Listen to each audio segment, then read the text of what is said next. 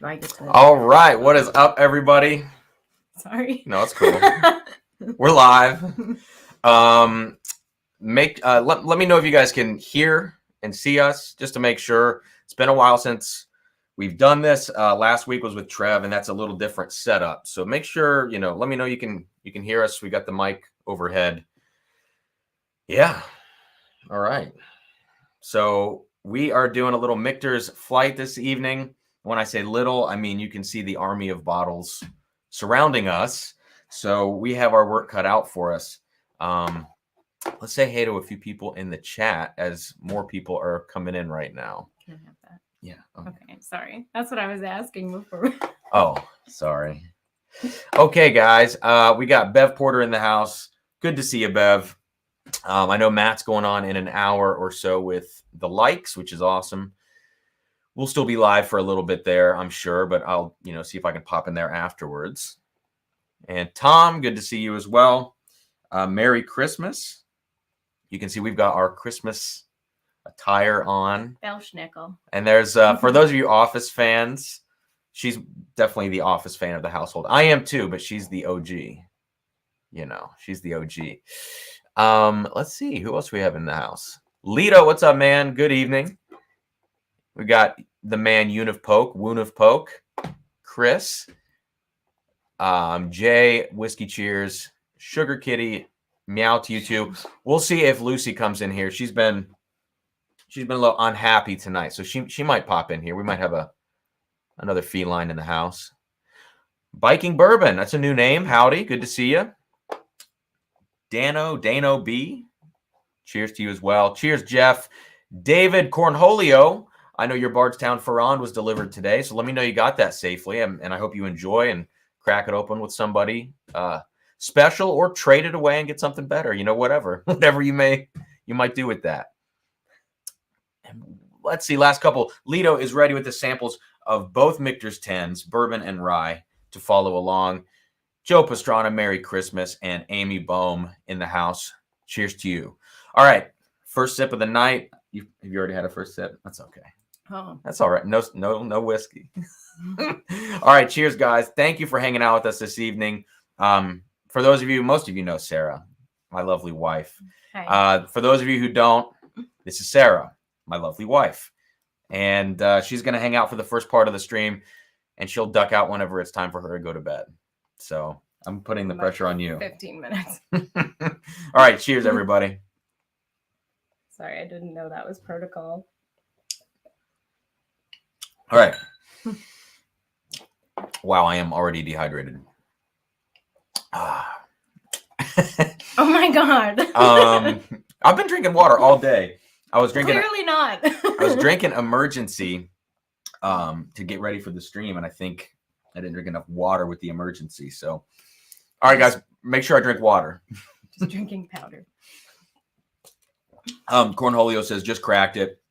This is the Ferran that Cornholio won last week. Very different than the Discovery Series, but pretty dang good. It's super fruity. It's a very interesting whiskey. Okay, Keith Schmidt, what's in the decanter? So the decanter is what we're drinking right now, Keith, which is Michter's small batch. So we're kind of setting our palates right now with the regular old Michter small batch before we get into all of these special releases. On that note, you'll see all the special releases on the table, but I also have the regular Michter's single barrel rye here.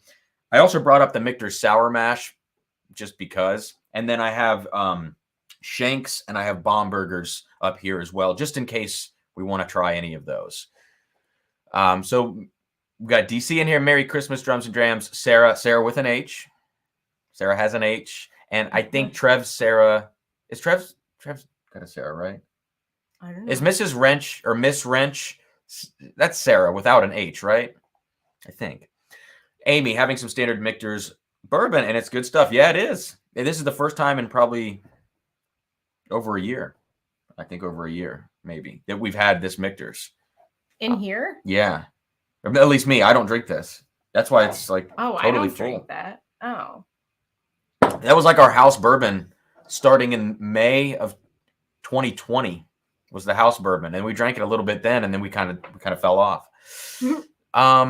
JG, Merry Christmas, Happy New Year. Great to have you back. Thanks, Jay. And yes, new videos are dropping like I think tomorrow. I think the studio tour is going to go up tomorrow as long as I can get it out before the evening when Christmas Eve stuff starts. If not, then it's definitely going to be out on, well, shoot, Christmas. I don't know. We'll see. The studio tour video is done and it's ready to go out, and then reviews to follow. So that's that. Okay, guys, what are we doing today? I always feel like I talk when Sarah's here. It's like I'm talking too much. Sorry, I no, it's I make fine. it so awkward. No, you don't. I just feel like I'm used to talking and filling up all the space. So what we're doing this evening, I, for some reason, over the last month said, I want to get every Michter special release that came out in 2021. I don't have $5,000 to buy a Michter's 20 in the secondary market. So that's the only one we don't have here. So what does that mean? First and foremost, we have the Michter's small batch bourbon, single barrel rye, the standard, and then we have the sour mash here just for shits and giggles. Next, 2 bottles that I've already tasted on a live stream, but those bottles were tasted 3 or 4 months ago before the channel took a little break, would be Shanks and Bombergers, which are also Michter's releases. I may revisit those tonight if I am drinking too much. I don't want to feel like shit on Christmas Eve, so I may or may not drink those. You got all day. And yeah, I guess I gotta edit video and then and wrap presents. Then the final 6 bottles on the table, which sounds funny. Final 6. There's too many bottles on the table. We have the Michter's 10-year rye and 10-year bourbon here. We have the barrel strength rye, barrel strength bourbon. And then we have the toasted barrel strength rye and the toasted bourbon. So that's what we've got. We're going to move through it in that order. All right. So we're going to do the small batches first, or the single barrels, the low offerings, go to the 10-year, go to the barrel strength, then go to the toasted barrel. And that's going to be it. And maybe by the time we get to like, I don't know, the barrel strength of the toasted barrel, Sarah may or may not be here. If we're drinking all of this, I definitely won't. So we'll see how this all goes. But the point is, I wanted to get a big cross section, a big overview of Michter's, the flavor profiles, and I've had them all at one point or another, but I've never had them all in conjunction and done a big flight. And I think it's going to be interesting to hear your reactions in the chat, and also for us to taste these and just see, whether these are mostly hits or mostly misses. Jay says, I'm distracted by coconuts. Well, I'm distracted by all these little hats. Look at how cute they are. Like little South Park characters. Looks like someone cloned the Muppet Speaker 10 times. All right. So look at this. Email pops up. Look at that.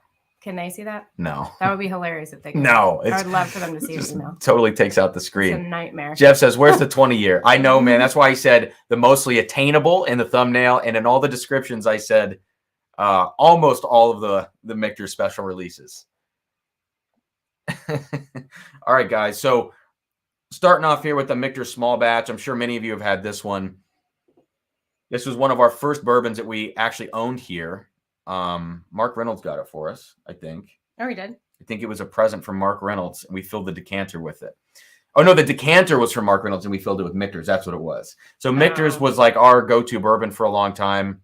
We always said it had like espresso notes, you know, like some dark chocolate espresso. I believe you. I don't remember. How long ago was that even? Like almost 2 years. It was before COVID. Yeah, That's it might have been right before keep track COVID. of time anymore because of that. Keith, any predictions on your favorite and least favorite? I'm gonna say my favorite out of this bunch is gonna be the 10-year rye, which is a weird one, but I know that I like that one a lot. Either the 10-year rye or the toasted rye, and I think the sleepers in this bunch could be the barrel strength bourbon, and that might be the only sleeper in the bunch. Maybe Bombergers. If I get to Bombergers, that could be a sleeper. So that's my expectation. But I've only tried a lot of these once this week when they came in. So yes, I did pay essentially secondary prices for a lot of these. You did? Yeah. Because I'll never have a chance to ever find these on the shelf here in Ohio. It kind of is what it is. Is that the rye? So that's the rye. So this is the single barrel rye. Okay. Okay, so we have the bourbon here, and we got the rye. The glass smells funny. It's the glass does. It's because of the dishwasher and the paper towel. So you got to coat the glass. What's wrong with our? There we go. Okay. Yeah, it just takes a second. I don't know. It's been worse recently I for whatever see reason. you turn it practically sideways and do this. Yeah. So I'll just do what you do. All right, guys, and as we get going here, I wanted to throw this out. I wasn't sure if I was going to do this tonight, but I thought that I may as well. We're going to be doing a little giveaway. I'm going to get this up here, and it's not a big bottle giveaway or anything like that, but it is a 1 ounce sample giveaway of everything that I am tasting this evening. So 8 samples total. It's all the Michter stuff, and then Shanks and Bombergers. I'll do this twice. I'll have 2 winners tonight for the giveaway. I'm going to try to draw around 10 p.m. That's kind of the plan, at least. And I will keep track of it myself, unless Amy wants to keep track of it if she's here. But Amy, no pressure. I've got the list up, and I'm totally able to do it. And I know I've already got JG in for 1 from just a little bit ago on his $5 super chat. So let me get that banner up, guys. There you go. 1 ounce of everything that we're tasting this evening, besides the small batch and the regular old rye. Are we drinking it, or are we just smelling? You can drink. You can go for it. Well, I want to do it correctly. So what do you do usually? So the bourbon. So I'm going to kind of go back and forth. So on the bourbon side of things, there's actually a really nice oak on the bourbon. It smells really different now. It does. So when you put this next to the rye, the bourbon gets pretty darn oaky. And yeah, I mean, I smelled the barrel strength bourbon the other night. It just smells like, this is going to sound so stupid because it's exactly what it is. A lower proof of the barrel strength bourbon. Imagine that. But I get some chocolate on there. I get some pie crust, some chocolate, some oak. It's kind of classic Kentucky, but more on the spicy side of classic Kentucky bourbons. Yeah. But definitely has a young note to it. And then when we go to the single barrel rye, ooh, I like that rye. Ooh. What are you getting? I like that rye a lot. I mean, I like it too. I don't. The rye has like a banana note to it. Do you get that? I get banana and like milk chocolate. Oh yeah, I guess it kind of does. Whoa. That is weird. Chocolate covered banana, but you know what's interesting, guys, is I'm starting to understand more the relationship between these opening pours and then the 10-year versions of them. It's kind of like, I'm starting to make sense of it a little bit. So let's just get through these real quick, and then we'll get into those 10 years.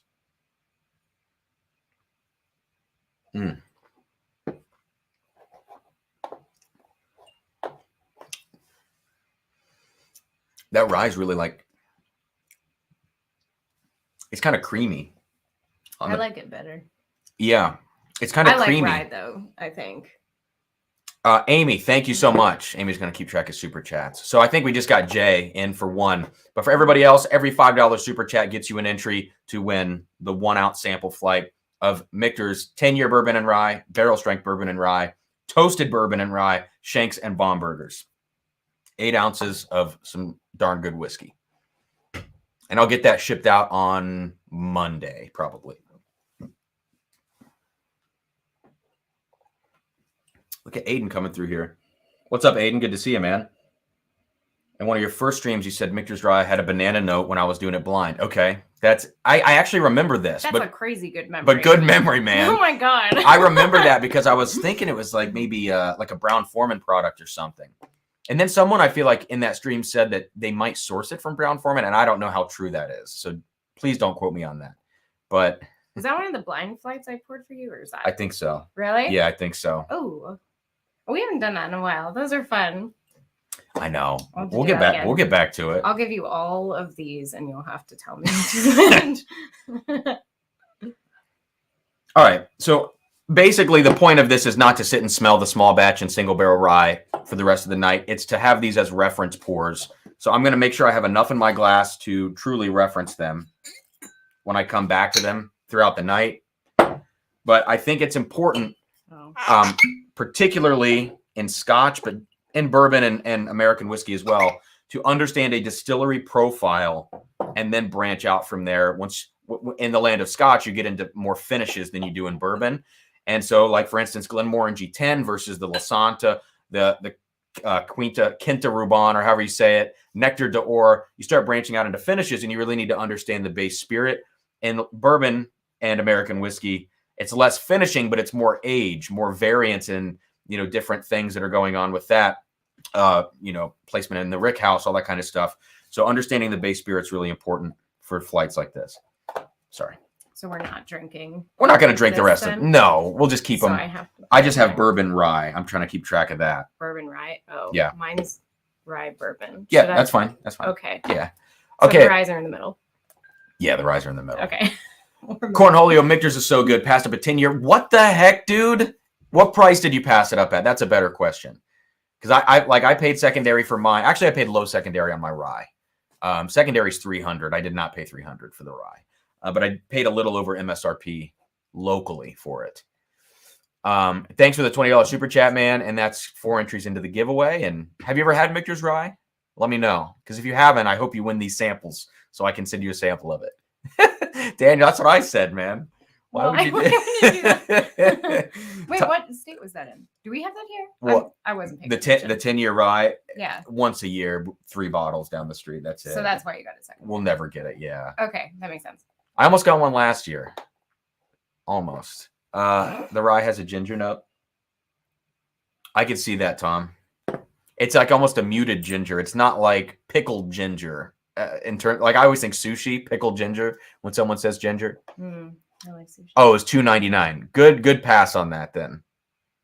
Yeah, I mean, if you're never going to see it otherwise and you really want it and you've tried it before, that's when I don't have a problem with the secondary market. Yeah. You love buying Christmas presents for yourself. For myself. As we can see here. Okay, guys, let's get into the 10-year versions of these and let's see what it's all about. So let's go ahead and start. So let's grab 2 glasses each. We're going to run out quick. Or do you want to just do, let's just do one. Just do one. Okay. I don't have that many glasses. Sorry. We do. They just have. I'll put rye on your side. Don't let me forget that. Okay. Rye on your side, even though. No, you know what? Let's reverse that so I don't get confused because you have the bourbons on your side. Oh, I do.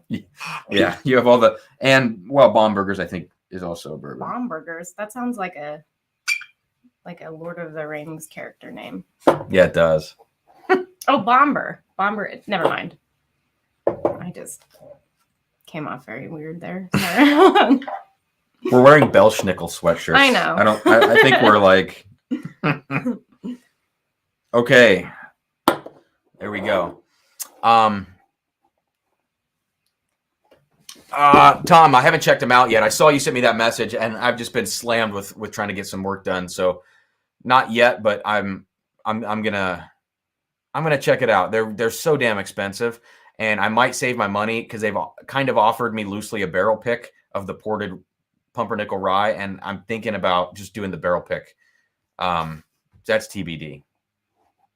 Yeah, we'll figure that out. That's cool. I didn't know that. Can I come? Yeah. Really? Okay, cool. Wow. Okay, so let's check out the bourbon first. So this is bourbon. That's the bourbon.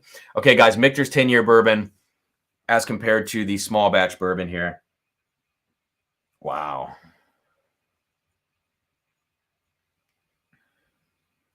Smells good. It does. I put up a review on of this last night, actually, for my patrons, a written review. It's an interesting pour.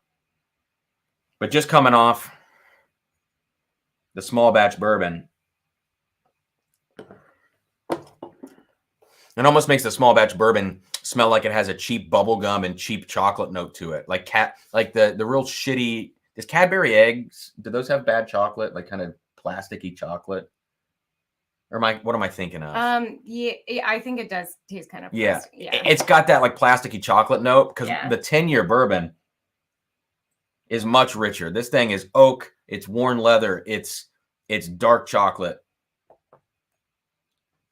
Yeah, it's like strong nutmeg, strong brown sugar here. And honestly, at this point in the night, early on in the flight, it smells absolutely wonderful. This is more like a Dove chocolate, the 10-year bourbon. Absolutely. Cam, you better take her on the barrel pick. She pretties you up. Yeah, you better. Tom, you better take me or I'll cry. You know, that's me too. Tom, I still have I have some funny pictures of you from the last barrel pick that I've never seen the light of day. Yes, I hope I get to do it. Nothing like a Belschnickel to dampen the Christmas mood. Oh, what? All right, so bourbon down the hatch.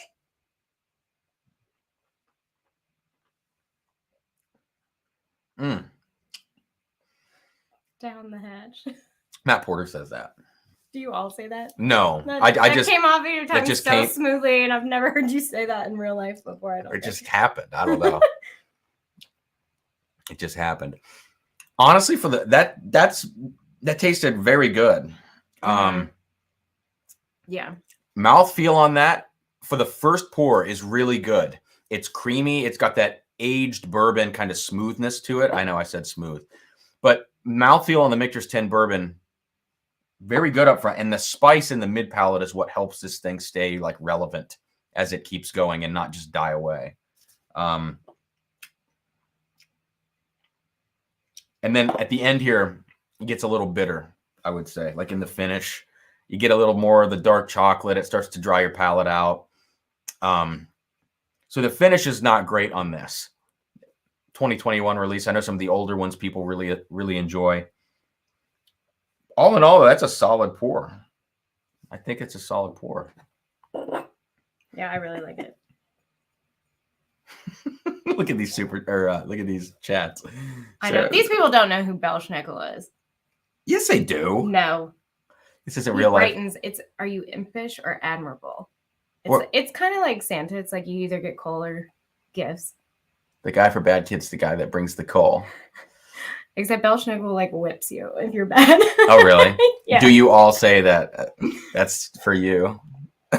What did you say? Oh, down the hatch. Down that. The Bourbon Wrench. What's up, dude? What's up, Trev? Good to see you, man. Nerds. Good to see you. All right, now getting into the 10-year rye. I know I got to speed things up a little bit. Sorry, guys. When Sarah's here, I get easily distracted because, you know, she's very attractive. No.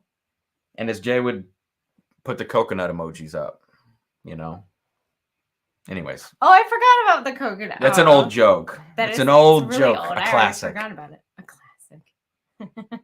Yes, Daniel. Belschnickel from The Office. That's Dwight right there. Mm-hmm. That is Dwight. Yeah. Cheers, Julie. I know you guys are going live at 9. Hope I can catch some of that. I know you got a bunch of guests coming on. It looks like a good time. My Sarah says, my name is spelled correctly. That's funny.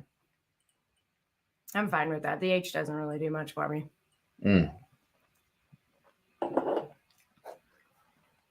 Wow. That rye is so much more balanced. Than what? Than that bourbon. Oh. But, ooh, the bourbon smells like cardboard coming back to it from the rye. That's not cool. You check and see if I'm crazy. I don't know. Your nose is on a different level than mine is. Or just the wrong, maybe the wrong level. Well, you still think most things too smell like strawberries since you had COVID. So I don't know. Yeah. My nose broke a little bit after COVID, but it's kind of coming back. It's doing all right. Trev says Michter's 10 Rye is a bottle I need now. I'm telling you, man, it's really balanced. The bourbon is just kind of heavy and it's like lazy, if I could put it that way. And what the rye does is it takes the laziness out of the bourbon and adds a little bit more spice to the mix, a little bit more vanilla cream. And that's why I really like the 10-year rye. And this one really smells like banana now. Does it? Yeah, I don't know. Like banana oh my bread. God. It's it does. crazy. It really does. Wow. But I can still smell where the rye like comes from. You know what I mean? Like if like this is geographically? no, What are you talking about? no, like if this is like a 6-year version of this rye. Oh. Like it makes sense. But it's wow. It's crazy if this is only a couple years older, what that small amount of age kind of did to this. Yeah. You know? Wow, it really is like chocolate bananas, but like very bright and cheap and you know what I mean? Like kind of generic tasting. I still like it. Yeah. And grassy. Kind of grassy on the single barrel rye. Grass-fed chocolate bananas.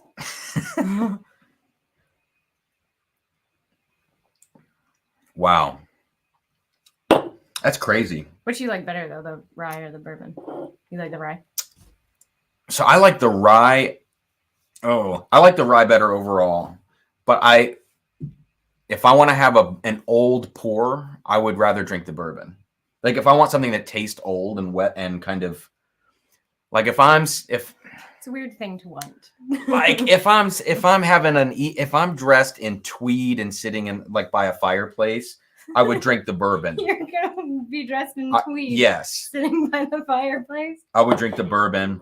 If I was drinking any other time in my life, I would drink the rye. I think. And guys, this is what I said about the bourbon, and I'm gonna check out the chat here in a sec. What I said about the bourbon to my patrons on the written review I did yesterday is that it tastes like a younger and what did I say? Like a younger Evan Williams 23 almost. Like I don't know. It's got some of the similar qualities of Evan Williams 23 without being as high of proof, obviously, and also without being as kind of oaky, I guess. So I don't know. Let's see here. Belschnickel's a nicer version of Krampus, basically. Yeah, Krampus is terrifying. ADHD whiskey. Matt is in the house. Hey, Sarah or Sarah. Let's just keep them guessing. Hedge your bets. It's number 2. What's up, man? Merry Christmas to you as well. Krampus doesn't just whip you without asking. It's the one that thrashes you within an inch of your life with a tire iron, and then he gets mean. That's damn, Krampus. Sugar Kitty. Yeah, no, Krampus is scary. Wow. Old and wet. That's what you want in tweed. But that makes me think of Peaky Blinders, but they do Irish whiskey. Yeah. So you'd be drinking Red Robin or whatever that is. What is that called? Redbreast. Redbreast. Sorry. Red Robin? She said Red Robin. I don't know. It makes seasoning, not whiskey. Man. Yeah, and something about the rye, I actually get a little bit of I get a little bit of a cornbread note on the rye, which is interesting because you would think that you would get more of a corn note on the bourbon itself, but the bourbon just this Michter's 10 bourbon seems a lot older than 10 years, the way that it drinks. And it could be the heat cycled warehouses. And I would actually, bet that it's the heat cycled warehouses. It's drinking more like a 12 to 14-year-old bourbon that's been watered down a little too far. It needs to, I feel like it needs to sit around like a 98 to 104 proof, that kind of range. And the bourbon would do much better. But it's interesting that you get more of the grain on the rye. And it could be just a quality of it, or it could be that it's slightly younger than the 10-year bourbon, even though they are both 10 age stated. Obviously, they could be a little older than that.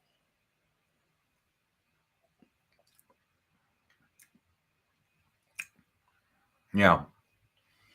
You never really notice the spice in the Michter's 10-year rye either until you put it next to the bourbon, because it is also pretty watery. They're both around 90 proof. So I don't know. I like them both. I like them both too. What do you like better? I don't know. I thought I liked the rye, and I keep going back and forth kind of. Yeah. I have a soft spot for old oaky wet bourbons. And tweed. I really wish I'd bought you like a tweed suit for Christmas. I need to get one. I just Jay just finished the basic so heavy Michter's bourbon, which we have here. It was okay, not sure I will replace it. Yeah, ours has been in a decanter for a year, and I think it's actually got an oakier with all of the air that's kind of gotten into it there. Yeah, it's fine. It's kind of sharp, but I kind of like that about it. It's got its own quality. And again, I get this espresso or dark chocolate note in the finish, which you definitely get in the 10-year version of the bourbon, but it actually gets a little too drying after 10 years. Yeah. All right. We can come back to those. So you had the bourbon. Okay, I had the rye. We're going to have so many dirty glasses. Table. What time is it right now? Oh, we're doing good. 8:32. So guys, in the chat, if you've had any of these pours that we've tasted so far, or as we go through this, let me know what you think along the way. I'm real curious to kind of hear what you think, especially as we get into these next few that I just acquired in the last couple of days. The only one I've had more than once is the Barrel Strength Rye, and all the others that we're about to taste, I've only had once, and Sarah's never had any of them. So it's going to be a pretty fresh experience, and I'll be curious to see your thoughts, your tasting notes, and whether it's worth MSRP or secondary. We're going to get into the what are we doing next? Barrel strength. I don't know. So this one. This one? Yes, that's the one. Okay. So the one thing that I'm noticing as a continuing kind of factor between these different bottles is the presence of a toasted cornbread note amongst many of them, and it's not consistent between rye and bourbon, but I get this cornbread note. The bourbons are tending to be very baking spice heavy and chocolate heavy, so those are kind of the qualities. And then the ryes, there was only a little bit of continuity between the ryes, because we go from cheap banana chocolate to much creamier vanilla rye after 10 years. So, all right, Barrel Strength Rye. Is that enough? Mm-hmm. Guess not. Okay, guys, Barrel Strength Rye. This particular bottle is, again, a 2021 version. It came out in March, was bottled in March. This is 107.8 proof. 107.8 on the rye. Let's get its hat back on there. And then Barrel Strength Bourbon, 112 proof.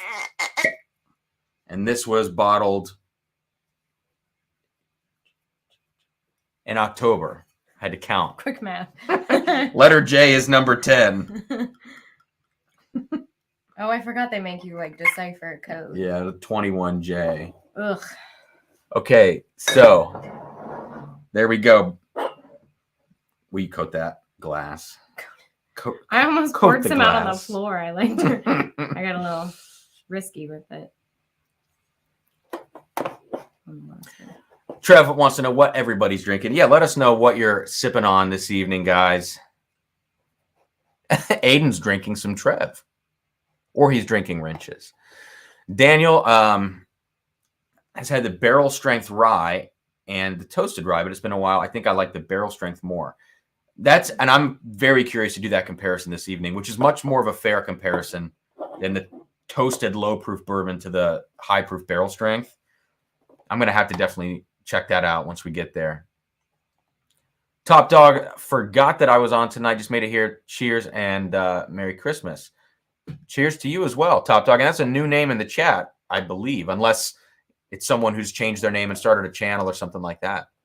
I don't know. I like the dog. I like that logo too. I like it. Lito. Okay, so Lito was drinking along with us the 10-year bourbon, 10-year rye. No doubt, side by side, I prefer the rye over the bourbon. Yeah. And like I said, Lito, I have a soft spot for the notes in the bourbon, but in terms of just overall experience, there's a reason that I've gone through this much of the rye very, very quickly. At least compared to how many bottles I have and how much I drink. I usually don't kill half a bottle in 2 months or something, or however long it's been since I've owned it. Oh my gosh. Sugar Kitty knows all of the Christmas bad guys. This is so impressive. All of these facts that I'm seeing. I really like Michter's American, but it's very sweet and not a typical bourbon. Oh, no, it's not a blend, actually, Sugar Kitty. It's actually considered an unblended American whiskey, but it's just finished and used cooperage. So that's why it gets that really smooth vanilla taste. It's a great way to start people into bourbon, but not a great... I mean, it's crushable if you don't want to think about what you're drinking, We got a little Blue Note 9-year store pick. I've only had the 17-year, so I'm not sure I'd like anything younger than that unless truly those Dickel mineral notes are removed. Edgeador 10 engine oil. Interesting. Never had anything from them. That sounds bad. It's a Scotch. I don't really know the profile. Oh, well, yeah. That makes sense. Evan Williams 12-year. Nice. I've never had that one. That's a bucket list for me. A little expensive on secondary to pick that one up, not knowing how good it is. So Tom finished some Pfeiffer Pavitt. How is the Dickel in that so much more palatable than Discovery 5 or The Prisoner? Yeah, I think Air does it well also, Tom. At least for me. I haven't had Prisoner, but Discovery 5, I don't think I've gone back to that recently. So, nice choice, Jeff. Nice choice. Okay, let's check out these barrel strengths now. Barrel strength rye I've got. Barrel strength bourbon Sarah's got.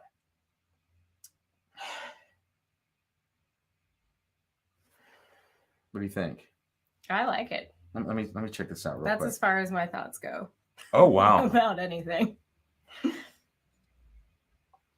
I think this bourbon's nice. Yeah, I like that one a lot.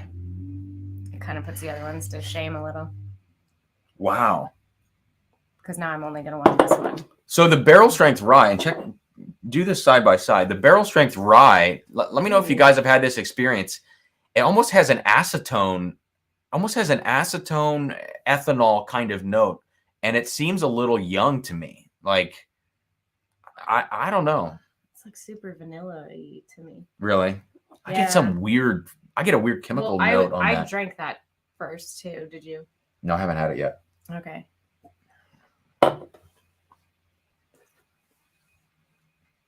I don't know if that would make a difference. That is really spicy, that bourbon. Yeah, it's really good. That's really spicy. I tried this the other night on a Patreon video, and I didn't get any fruit, but right now I'm getting a lot of cherry on that. I'm getting a lot of cherry and a ton of like cinnamon bark and pepper, lots of spice. But I think with just a little bit of air, there's a little more fruit has gotten into that, I think. Oh, did you like just open it on the? Yeah. Oh, okay. Yeah. And now coming over to the barrel strength rye. Sorry. No, you're good. Sorry. There's no room. I know there's no room on the table. It's because my fruit by the foot is up here. I forgot I brought it in here. But we got a bot in the house. These are like robots have been invading chat. See right here. I'm not going to click on it. What are they? It says Your Dreams Online. That does sound amazing. I bet.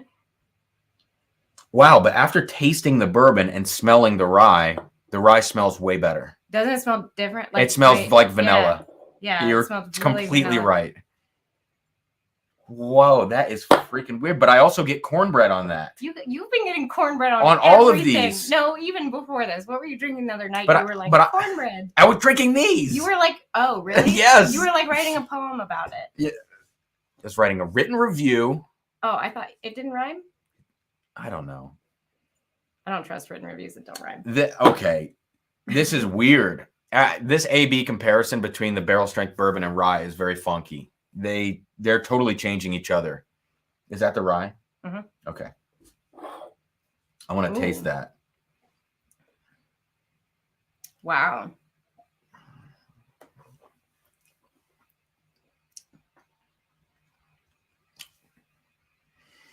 Why is that so much better after drinking the bourbon? It's good. Yeah.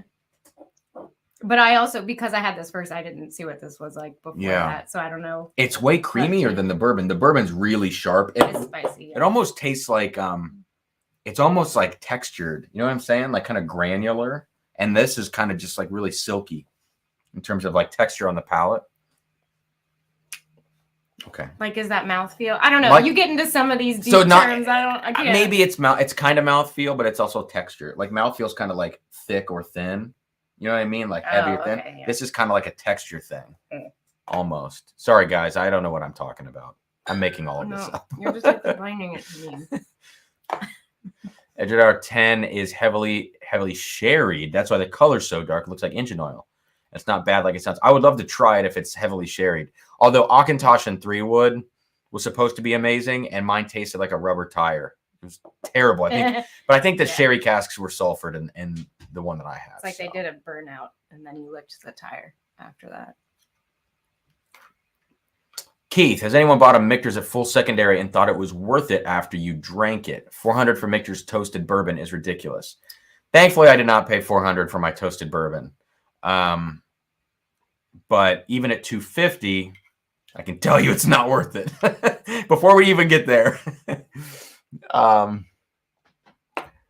Mage Maroon says, my Total Wine got Michter's 10 Rye twice last year, and both times all the bottles were bought by the employees before hitting the shelves. I mean, I would have done that too. Yeah, that's a tough one. Oh, that does suck though. Yeah. Cornholio says, Michter's Rye, one of my favorite daily sippers. Bourbon's good. Sour mash is all right, but the whiskey's lacking. Sour mash is weird. So is Shanks. I'm kind of skipping around the chat. Sorry, guys. ADHD. I got an insane cinnamon aftertaste on the barrel strength rye when I had it blind. Like ridiculous. See, I'm getting this. Like ridiculous. I'm like, I can hear you say that, Matt. Yeah. I can hear the way you would say that.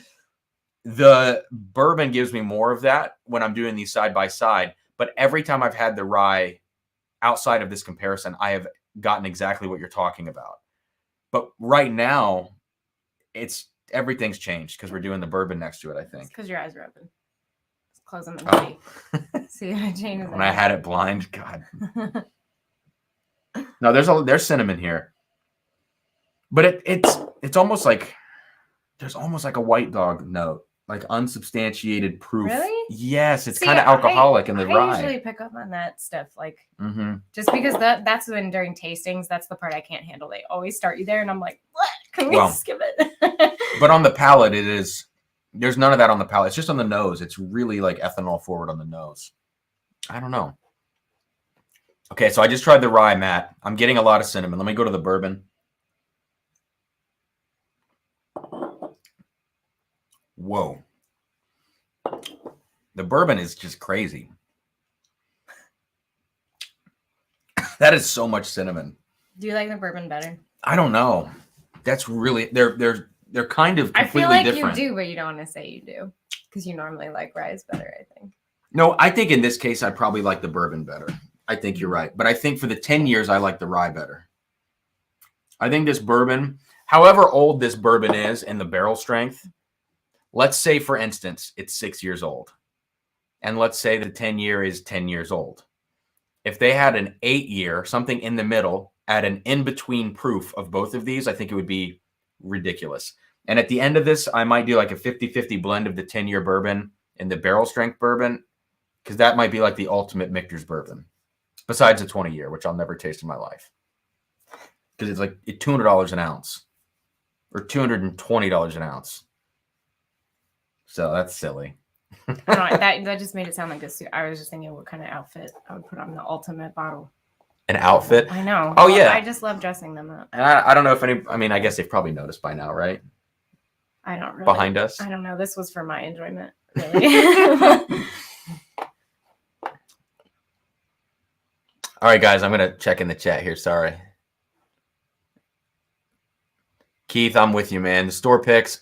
That store pick I had from Trev the other night, which, Trev, if you're still here, I got to find out, or maybe if it's on that label of the Dickel 17 you sent me, I need to call that store and see if they have any more in stock. That was amazing. I hate to even say that I liked anything Dickel on the record, but why? Because it tastes like vitamins. You shit on Dickel all the time. Yes. It's so mean. Keith was giving Trev and I so much crap the other night because we were going off, we mixed everything up, going off the rails. Keith was saying, Trev, shut down stop, no bourbon channel for you. Shut it down. Like all that kind of stuff. Oh my God, Amy. I'm so jealous. I'm so jealous. All right, let's keep these out. There's enough basically to do a comparison if we need to. We'll be able to tell the difference between the barrel strength and the 10 years on these sides. Yeah. All right. Next up, toasted rye and toasted bourbon. This one. Yeah. Toasted. Yeah. Or should we do the Shanks and Bombergers next? Should we try those? What do you guys think? Should we go into Shanks and Bombergers or should we stick to the Michter stuff? Well, we got to see this through, right? And then go. Yeah, I'm just thinking the Bombergers is going to relate more to what we just tasted. Oh, really? Because it's a barrel. I think it's yes. It's basically a barrel strength bourbon or close to it. So it would be a good comparison to the barrel strength Michters. Shanks, it doesn't matter as much. Wow, Aiden. If you get a couple extras, no, I'm just kidding. That's awesome, man. Good for you. Alejandro L says, what are those awesome glasses? These are, if you type in Highland nosing glass to Amazon, you'll see, I think, 2, 4, and 6 packs of these glasses. I don't know how to say that company. What? Stolzel? Yeah, I think so. Stolzel, it's like a German word, it looks like.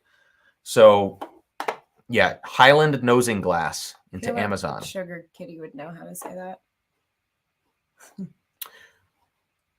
Oh, nice, Aiden. You got picked in a raffle. 3 Blantons went before the Michters. Oh my God.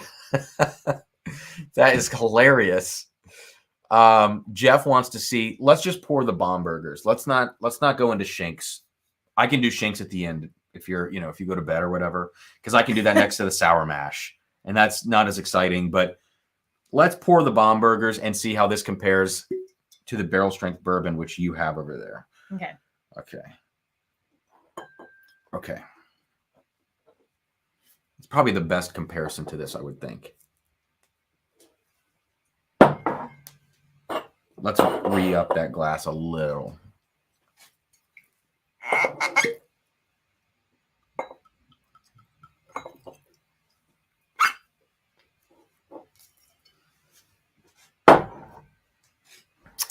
All right. Jay with another $5 super chat. 877 Michters now. Whiskey cheers. Cheers, man. Richie says stay with Michters. We're going to do the 1 Bombergers, Richie, and then we're going to jump back in. Just one real quick. And then the sour mash Shanks comparison will be off the rails at the end. Give me the whiskey, says Kilco. Glad to have you kids back doing that streaming thing. Also, happy holidays. Happy holidays to you too, man. Was that that was the bourbon? Yeah. Okay. So, color-wise, the bourbon definitely has like half a shade on the Bombergers, although they're pretty darn close. All right, so I got Bombergers here, which is 108 proof. Oh, wow. This is really fruity. Is it? That's like all cherry to me. I don't know anything about Bombergers. Would it? It's a weird release. Oh. It's Okay. it's kind of a strange one. I don't know too much about it either. The distillery used to be Bombergers. It used to be Shanks, Michter's back in the day. But they don't really give you much information about what's going on here.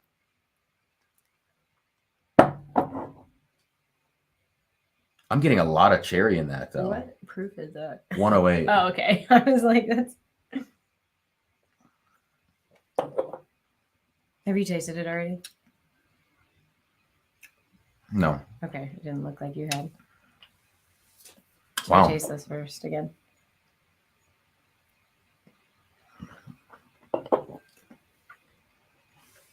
Whoa. This makes me like Bombergers, guys. Did you not like it? I gave it kind of like a mediocre or like a middle of the road review. Oh, now you got to do another one. Wow. I didn't do an official video on it. I just did it on a live stream. It's way fruitier and way more like candy than the Michter's Barrel Strength Rye. Or Barrel Strength Bourbon. Yeah. Sorry. Was that Bombergers? Mm-hmm.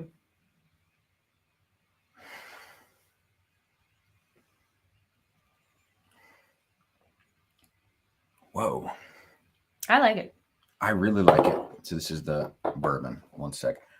Thank you, Amy, for the reminder. The giveaway tonight, a set of 1 ounce samples of all the whiskeys that we're tasting tonight. Every $5 super chat is 1 entry. Amy's keeping track. We're going to draw at the end. It's a really small giveaway. I know, just a couple of samples. Actually, 8 1 ounce samples. Not a full bottle, but if you guys are into it and you want to win some Michters, there haven't been a lot of entries tonight, so you got a really, really good chance of winning that. And obviously, if there's a double winner or anything, we're going to draw to the next person. Someone's not going to win twice. Wow.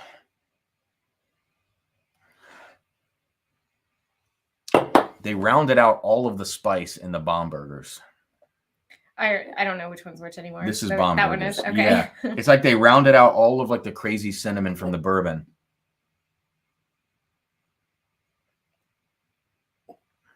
Like they just toned it down a little bit. Yeah. Oh man. It's a little bit thin on the palate. Thinner, but it's so fruity. So that's Bombergers, and then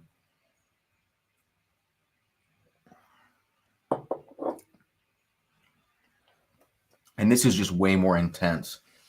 The espresso really comes out of the barrel strength bourbon when you compare it to the really fruity candied Bombergers. Yeah, this one's darker now.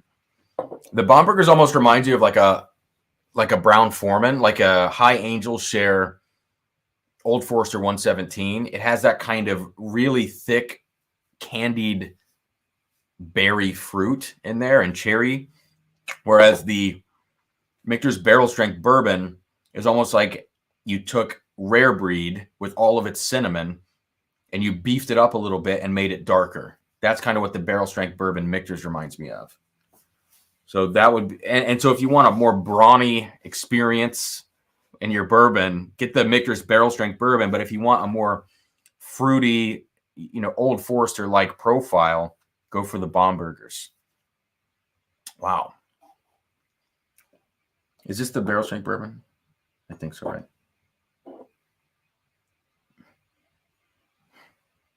Yeah. Sorry. I had to check. I'll put the Bombergers up there. Keep it separate. Okay. All right. What time we got? 8:55. Okay. I have 5 minutes Okay. before bedtime. Oof, I thought I just knocked something. I'm going crazy. Will you grab that front bottle? That This one? yeah, that Toasted. one. All right, so now we're gonna check out these toasteds. Richie Z, I see your super chat. The proof on the Bombergers is 108, and the barrel strength bourbon is 112. So the proof difference is not enough to warrant the spice difference in those pours. So the Bombergers has found a way to mellow itself out, whatever blending or whatever kind of aging they've done with that. It almost feels like the Bombergers was aged on lower floors with the way it is, whereas the toasted or the barrel strength bourbon is just balls to the wall. It really is. Do we not have another glass? Yes. Oh, you do? Oh, look at that. And Nice. I have 4 more over there. I don't know why I thought maybe we wouldn't have enough glasses. You have a million glasses. Okay. So we have to taste the bourbon first here because it's really low proof and the rye is barrel strength. This one? Yeah. Well, what is it? Oh, wow. Mm-hmm. All right, guys. So I don't know.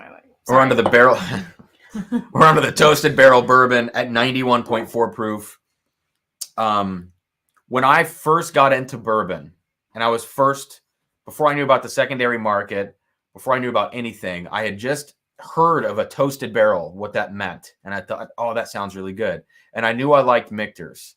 And so I always wanted to get the Michter's toasted barrel bourbon. And I remember looking it up online, trying to figure out like, how much do these things cost, you know? And in Ohio, it was not showing up on the state system because it's so limited. And I looked it up and it was like $500, $600 on these websites. And I was like, what the hell, you know, I'll never own one of these. And so when I first found fireball groups and, you know, like randomizer groups or whatever, like raffle groups on Facebook, I wanted to always win one of these, but I wasn't going to pay $50 a spot and gamble my way to it. So I just accepted I would never own one of these bottles. And I always had a soft spot for this for some reason. And now I own one. So it's got a weird place in my heart for the toasted bourbon, even though it's certainly not worth $500 or the $300 that people are asking now for it.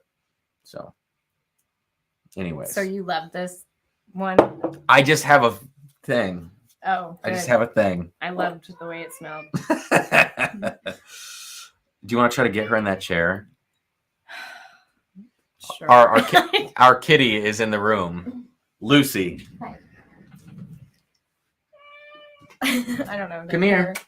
Will you try to get her in that chair? Hey, come here. Will you pull her? If you pull behind me, she'll Okay. get in it probably. All right. Sorry, she's just been like up my butthole all day long, and I'm like cut over. You could have said up my butt, but you said sorry, butthole. up my butt. We had to specify. She has been that intrusive. All right, guys. Let's get back to it. Black Star. I can't find any Michters except the US 1 line around me. So that's the standard stuff. Yeah, we don't have any of it in Ohio either, unless you wait in line 4 hours before open. So I'm not going to do that. All right, Tom. Night, man. Good to see you. Thanks for jumping in. Aiden, to me, the standout thing about Michter's barrel strength rye is the texture and mouthfeel. I agree, especially on its own. Every time I've had it, it's not been that impressive. It's right here. It has a popcorn note right now. It has a cardboard note. I don't know why.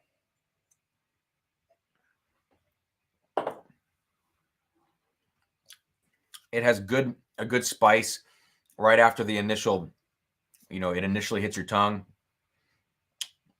And it gets creamy after that, whereas the bourbon stays intense the whole time. I just think the mouthfeel is better on the 10-year rye, even though it's a lower proof. I think it's more kind of nuanced. I don't know. I don't know why I'm not a big fan of the barrel strength rye right now. Richie, Cam, I didn't super chat, but here's one because you're awesome. Thanks, Richie, man. I appreciate you. And Jeff happened to find a 2021 Shanks at Whole Foods. Really? I didn't know Whole Foods. I guess out of Ohio, maybe they do. And it's a pretty good pour at MSRP. Looking forward to new content in 2022. Yeah, man. I'm excited to revisit Shanks. I will say one of the things that my nose first picked up on as I recovered from COVID was Shanks. The funky oak in this. And there was, and IW Harper 15. My nose liked those. So I don't know. I don't know. Amy, bourbon nostalgia gets all of us. Yes, it does. Sugar Kitty. That's funny. Cat Holio. Oh shit, that is funny. Her best side. Her brown eye. Oh my God. Kimberly McKinney, new to the bourbon community. Haven't tried Michter's yet, but I've been eyeing a Michter's bundle of 3 for $140. Kimberly, I think no matter what the bundle of 3 is at $140, that's a good deal. Because even these standard offerings are around 40 to 50 now. So you're pretty much paying MSRP for those. And if there's a special bottle in there, one of the barrel strengths, toasted, 10 years, that sounds like a good deal. And it's a great way, no matter what 3 they are, to really kind of, test your palate or kind of, do a cool side-by-side. Okay. Thank you guys for the super chats, Richie, Jeff, and Kimberly, and Blackstar. Thank you. What's up, Rick? Thanks for jumping in. And you're not late. It's only 9. Okay, what did I pour? You poured Toasted, yeah. All right, so we got toasted barrel strength rye on my side. We have toasted bourbon on Sarah's side. We're going to start with the bourbon because it's way lower proof. 91.4.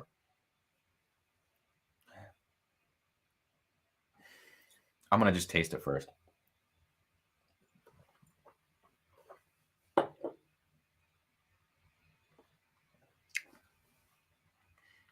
Whoa.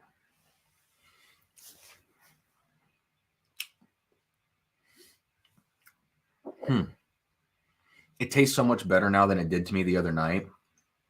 And maybe that's because I'm kind of in like live stream mode and I'm not like sitting with it and spending time with it. What do you smell? I'm curious. It just smells like white dog to me. I don't. What? Yeah. Really? I don't know. It's a toasted product. I know. That's why I don't understand. It did not smell good for some. No, there is. It might be me. I don't know. No, you're actually right. There's like an alcohol sting to that. On the nose, it's 91 proof. No, you're right. It just smelled like really young something to me. So I don't know. Okay, beyond that though, I'm curious. Like what else you get in there? I didn't really try much more than that. Aiden, I am also a sucker for a good mouthfeel. I'm not going to dwell on the fact that I said that out loud. Jay, was this room your former music room? And then there was an emoji in there, it looks like, that did not quite show up. You got this emoji. No, this is the same room that I used to stream from, man. That wall right there that this big shelving unit is up against was the same back wall that I used to stream up against. But now it's kind of like catty cornered with this in the corner here. Our cat is pounding at the shower curtain right now. That means she wants us to turn the faucet on. So no, this is the converted office now into like bourbon room, or it used to be a podcast room. Rick, I see all the Michters, not a big fan. Not saying it's bad, I just don't care for it. Rick, have you tried any of these? So tonight we're really focusing on these limited releases. Have you tried any of the limited bourbons or ryes, like the 10-year toasted or the barrel strength? Because honestly, it's a totally different ball game than the regular stuff, which is the bourbon, single barrel rye, American, and sour mash. What do you think? Toasted bourbon? I don't care for it, but really? That's, yeah. Well, I only smelled it. Oh, you didn't taste it? No. You gotta taste it. Come on. I don't want to. Okay. Taste, because I'm curious. Sorry. Taste it. No, I'm kidding. There's a note in there I'm curious about to see if you pick up on it.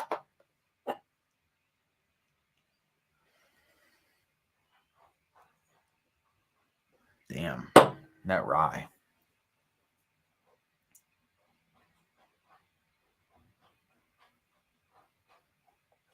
It doesn't actually taste as bad as that. No. I don't know why I don't like the way it smells. I actually, you know what I get from that, and I've been getting it from some of the toasted Michter stuff, is like rubber. I get like a rubber tire on the nose. Yeah, a little.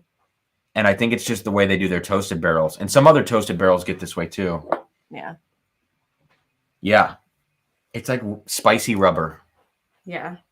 Oh my God. That's the name of my... her? No, I don't I'm think sorry. so. The name of your what? Spicy rubber. Name of my next band. I don't know. Could be the name of our next cat. Spicy rubber. All right, guys. Michter's toasted bourbon. Okay, second sip. I needed to take a second sip. You know, the first sip of this, there's a lot more spice than your nose would lead you to believe. It smells kind of funky. It smells sweet.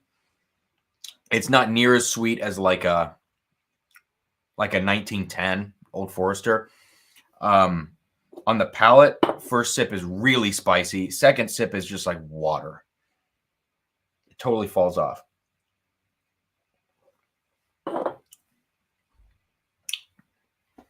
Yeah. It does have kind of a nice, oh, what is that? Chocolate. I get a lot of chocolate in this. I think I'm getting that in a lot of these bourbons, though. It's kind of an overarching thing. It's got a nice kind of, I don't know, like a Dove, like really kind of rich chocolate in the back end of things. But overall, the toasted bourbon, I couldn't see paying more than $80 MSRP for it. You know, even $80 is kind of a lot for that. So, are you okay? Mm-hmm. I just don't like it. Okay, it's like something wrong. Yeah, you're saying you pay $80 for it. I just would pass it up probably. You drinking Michters or Scotch? I know, man. And everything in,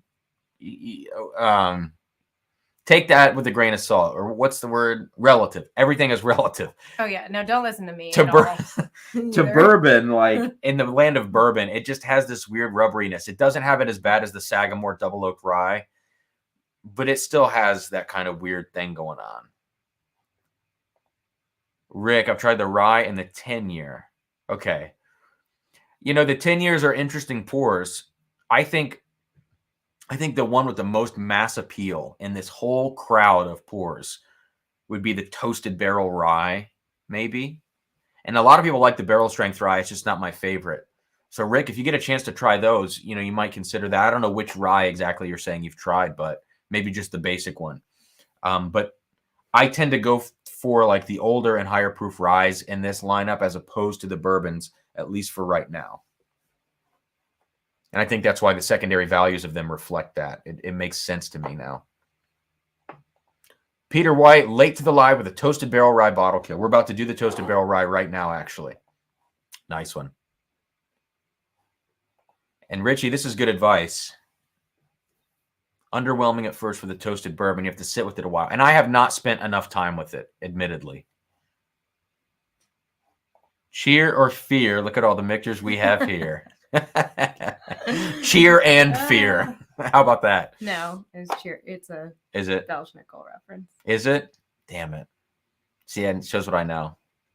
I'm turning red. I'm embarrassed. It's okay. Damn it. All right. Let's go to the toasted rye. So. Not this one. Right. That one. Oh, this sorry. one. I was okay. Okay. So we were a Bardstown Bourbon Company. It's like sometimes I talk to them, but I'm talking to you. You know what I mean? That's fine. Talk to them. But I talk louder when I talk to them. But then when I talk to, anyways, we were a Bardstown Bourbon Company in December of last year. That's when we were trying to do keto. We were trying to do keto. That was a disaster. And we tried a Midwinter Night's Dram, and we tried this. And this one we were lukewarm about, and Midwinter Night's Dram, it was a dirty glass. But everybody loves this stuff, this toasted rye. And so I didn't want to judge a book by its cover from us having it a year ago. Okay. I don't know how you remember pours like that. Like I remember we had stuff, but I like don't remember anything about it. Check that out and see what you think. I'm curious. I already like the way it smells much better. Yeah. I still get this slight rubbery note on this toasted rye. I don't know. And I think at the second pour, I might not get it. But the first pour, for some reason, I'm getting a weird funkiness.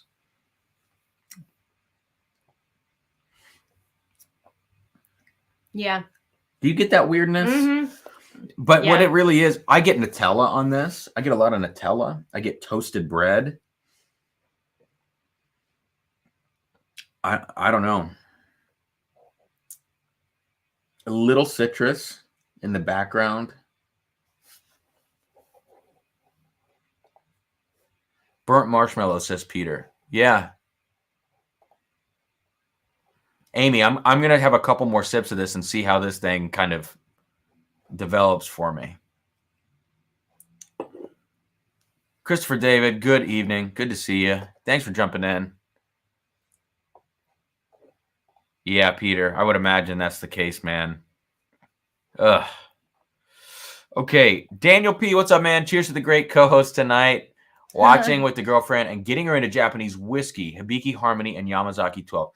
I've not tried Hibiki Harmony or Yamazaki 12, but I'm real curious about them. You know, Japanese whiskey, just like Irish, is the next great frontier. Although I don't need any more frontiers. I mean, if you're gonna get some tweed and TV I need a tweed. it up, then yeah. I need a tweed suit first. Oh my God, your email needs to calm down. I know. It keeps popping up. Also, guys, I know Lifetime Whiskey's on right now, so I appreciate those of you who are still hanging out here tonight. Really, really appreciate it. JG says, how many whiskeys left to try? Well, Jay, I'm going to do a couple more comparisons here between some of the ones that we've already poured out. And then I need to do the Shanks and the Sour Mash next to each other because I'm curious about that. And then I'm going to kind of give an overview, like a final thoughts at the end of this on all of these bottles, you know, and so try to boil it down a little bit. Daniel says, sounds like I need to send you more samples. Hey, man, if you want to, I'm not going to say no, but you really don't have to. I always feel guilty when people send me stuff. But I want to try Japanese whiskey, though. I know. But I still have some samples of yours, Daniel, that I haven't cracked open yet. So, I'm sure you have so many samples. Okay. All right. The burnt marshmallow thing, I think, makes sense. Is that what you're getting?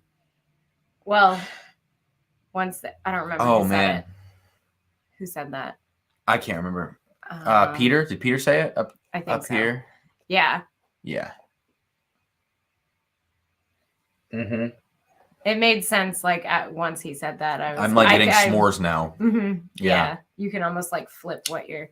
Yeah. It's weird. Sometimes I need people to tell me that. Like sometimes I'm in a restaurant and I smell fish. Other times I'm walking by the garbage and I smell fish. It's good in one instance and bad in the other. So, it's almost like the carbon on the marshmallows. Yeah. That's what that weirdness is. And it's good when you think of it as a marshmallow. If you're thinking of it as rubber, you're like, ew. Yes. So now I feel bad and I should probably try the other toasted again. But whatever.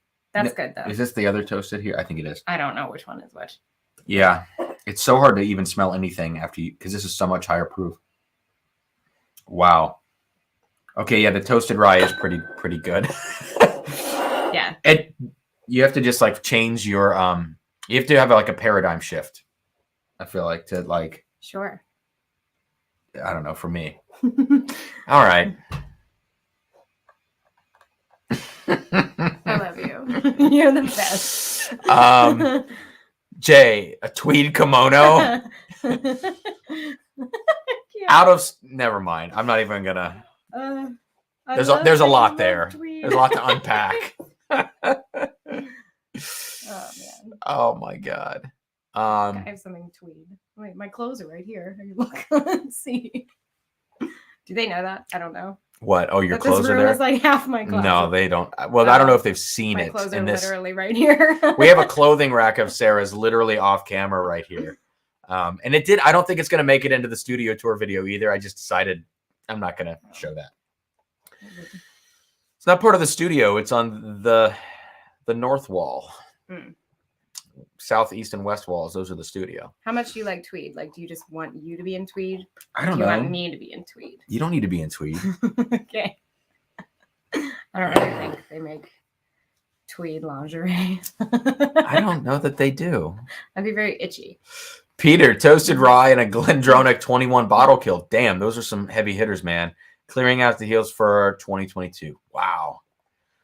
Although I gotta say, I'll take an Allardyce over a Parliament Glendronach any day for whatever reason. I don't know if it's just my palate.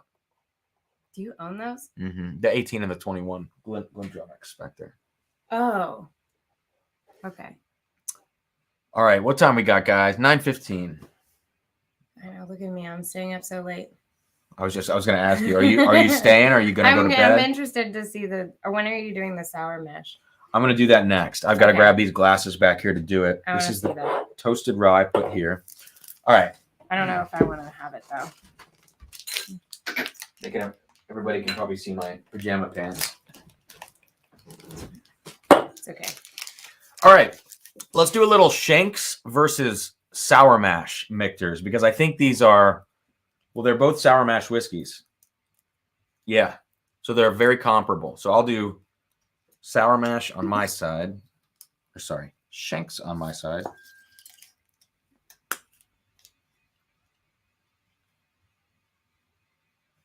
You're going to ruin your palate. What are you doing? I'm not drinking anymore. I'm watching you do it. Oh, okay. It's like, damn, you're going to go from Last time berry blast fruit roll up, fruit by the foot. I have like 8 feet of this already in my body from today. Damn. I know I should stop eating it. You're getting it. Hurts my tummy a little bit, but I'm just so filled with the Christmas spirit. Sarah is eating fruit. The other day I was like, you remember fruit by the foot? And like the next day she bought fruit by the foot. It's amazing. It was amazing. I forgot it existed. Keith Schmidt says Michter's Rye is greater than Michter's Bourbons. Keith, I'm just about on that train with you. I'm gonna try after I do this sour mash comparison to find a reason that the Michter's Barrel Strength Bourbon deserves a place in this, hierarchy. But I think all the ryes so far are winning out. Although the Barrel Strength Rye is a weird one for me, so I don't know. I don't really know. Bobat Bourbon. I like Michter's. Me too. I'm digging it, man. Peter. The new Glendronachs may not be chill filtered. Because I heard all the rumors that they were going to be. So if they're not, that would be very cool. Are they normally chill filtered? No, but there was a rumor that the distillery was going to water them all down to 40% and chill filter all of them. But Peter, I don't know if you've had any Glen Alecky. I know that everybody's hyping Glen Alecky stuff. I haven't tried any of it yet, and I'm looking forward to soon trying to get some. There's a kitty underneath us. I don't know if they can hear. They can hear that. Oh, they can? Probably that one. Top Dog says, what's everybody's dream pour for Christmas? What's your dream pour for Christmas? I don't know. It could be one that we own or one that we don't own. Although if we don't own it, I don't. Can it be Scotch? Yeah. I'm going to have to think a little bit. What's yours? I'm sure it would cost like $1 million. Probably like, oh man. Just like old school, like 1980s, old granddad bottled and bond. That's like my favorite. Yeah, I know. Yeah. You do really like that one. Yeah. What if you could get like a Pappy though? I've never had Pappy, so I don't know. I know, but I feel like it would be a disappointment by the time you. It might be, or it might be the greatest thing ever. I don't know. I feel like you think it'll be the greatest thing ever. Top Dog, what's yours? Bubble Bass says there's been a lot of rumors about Glendronach. Most of them are, I think, are unfounded. Interesting. Stag 2021. They didn't release a George C. Stag this year. Why? They just said the barrels weren't good enough. Richie, Cam, you're right when you said something's off and weird about Michter's sour mash. On the sour mash, I tend to get a lot of banana, but I also get I get this crazy weird oak note. But it's not like normal oak. It's like cardboard oak. It's like you stored the whiskey in a barrel and you put cardboard staves and finished it. I don't know what it's really hard to kind of describe that funkiness in there. I get it from both of them, but I'm going to be curious to see right now kind of how it all plays out. Is that Lucy that I'm feeling? Maybe. Oh, yeah, she's rubbing on your seat. Oh, okay. She looks like a little alien down there. She loves rubber. Maybe she would like the toasted. What was that bourbon? Peter says Glen Aleky's excellent. I mean, they are chill filtering, but the ABV remains the same. The new Aaron's. Peter, I have an Aaron 10 back there that I heard that I should buy. When I was out of state, I found one. So, dream pour would be Brora 38. Damn. I would love to try some of that old Brora. 98 Klein Leach. Oh, I like Klein Leach. All right, guys. Let's start with the sour mash, Michter sour mash, which is at 86. 86 proof. Whereas the Shanks, 91.2. So let's go sour mash first. So hard to smell this after having all this high proof stuff.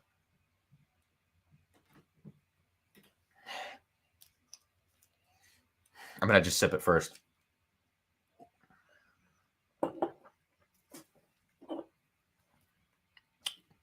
I actually really like that sour mash. It's very vanilla and honey. It's really hard to smell. It's so light, though. Yeah, weird. What proof is it? 86. So it's really low. Well, it's not that. I feel like you'd still be able to smell it, though. Yeah. It's because we came from high proof. There's not a lot of like spice going on in the sour mash at all. It's very relaxed. I'm getting a lot of fruit, but I don't think that's accurate. I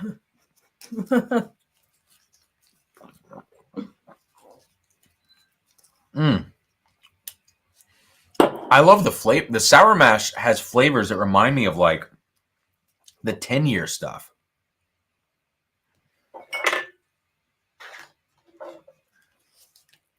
I gotta move that. My fruit by the foot wrapper.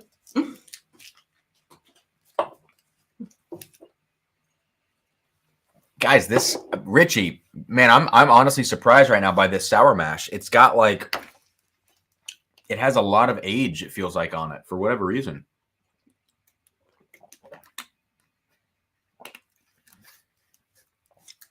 Ooh, Peter, that's a great point, man.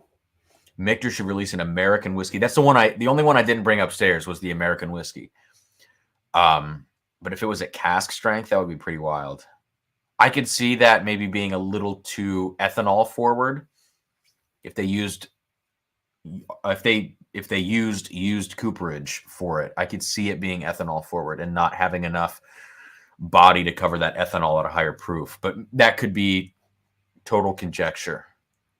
Sour mash toasted. This is one that I want to try. They just didn't release it this year, so I didn't want to put it in this lineup of 2021s. Aiden, I need to get that Coy Hill so I can do this comparison, but that rye is fantastic, man.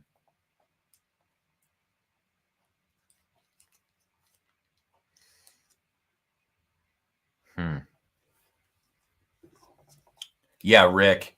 I would imagine if I could find a Pappy at retail, yeah, I'm sure it would be a different story, you know? That would be a different story. Oh, wow. All right. Is that the sour mash? Yeah. I don't know why I like it so much. Okay. All right. Shanks has an aged cheese note in this. Oh, yeah. Let me smell. Whenever you say that, I never know what you're talking about. It's got like a sharp, like that sharp aged cheese smell in the funkiness. 100%. Like Roquefort cheese? Like no, not stinky. Cheese? No, like I wish if I knew my cheeses, I would tell you. See, if you don't know your cheeses, you can't be calling risky things like this. Risky. It's not risky.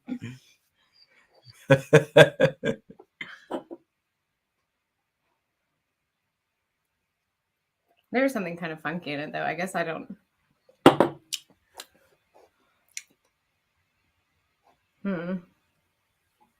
Yeah, Amy, I don't know. To the flippers, I guess. I mean, Lucy. Someone's hiding it. Hey, she's got something. Hey, she's got something in her mouth.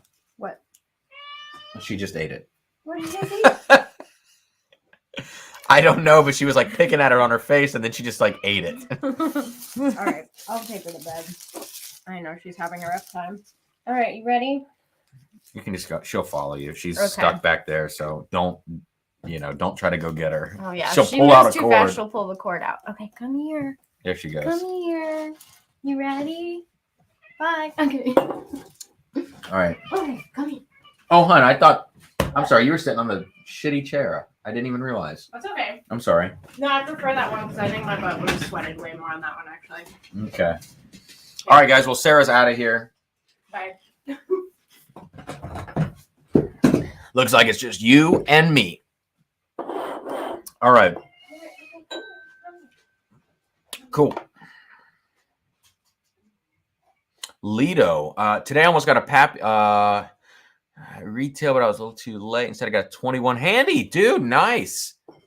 That's awesome, man. Old Rip 10, which is another bottle I've never tried. I've only tried Lot B and then some of the B-Tacs. But I've never tried any Pappies. I've never tried Old Rip 10.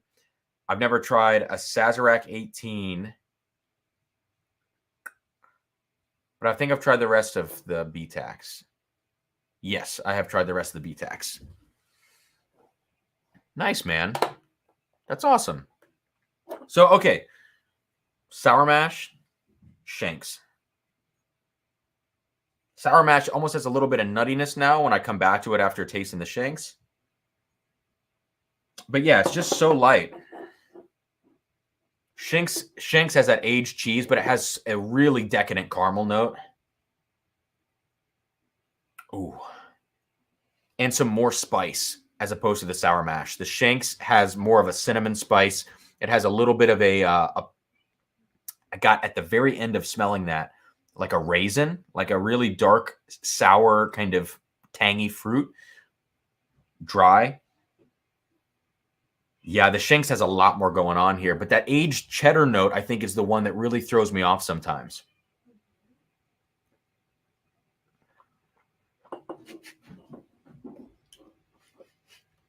Let me shut the door, guys. Peter just asked if you were doing the Heimlich on Lucy. Sorry. That's funny, Peter.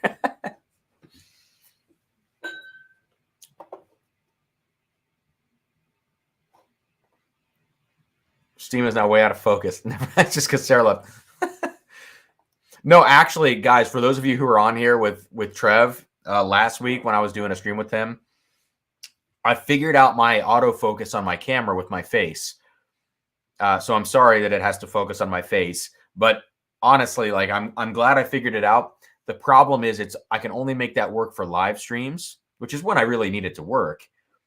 But for videos, my camera has this either or setting where it's like, if I'm going to use an external monitor, I can't have auto face recognition on with that, like autofocus on your face. I have to use an external monitor when I record. So live streams, I'm fine because I'm not recording. I'm just viewing through the camera itself.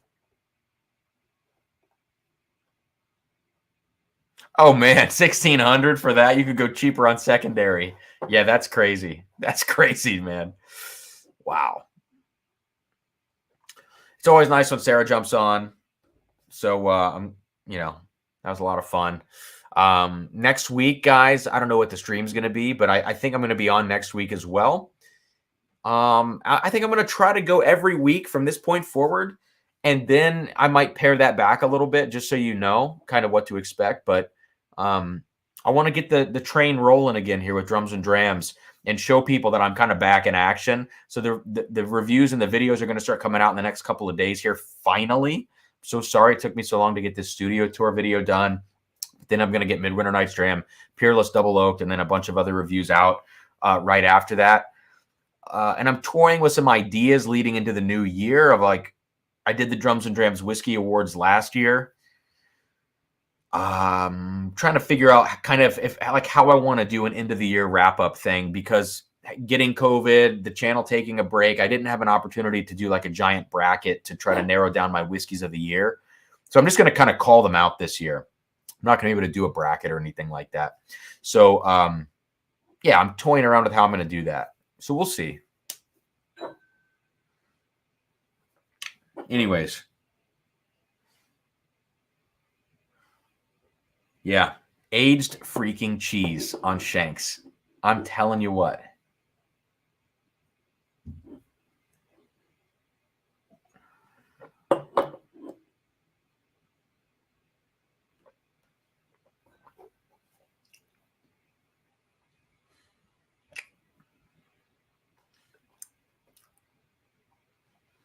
Wow. So to me, I would say, yes, Shanks is a better pour than Michter's Sour Mash. But, it's not in the same way that Michter's 10-year bourbon is better than Michter's small batch. It's not that kind of relationship. It's like Shanks is over here and it's a step up, but Michter's Sour Mash is just something like different. You know, it's just a little lighter, a little more easygoing, this vanilla, this sweetness. And I would probably put it on the same plane as Shanks, just for a different time. You know, a different time and a different place. Rick. It's funny, man. Aiden got a lot of apple off the 2020. Interesting.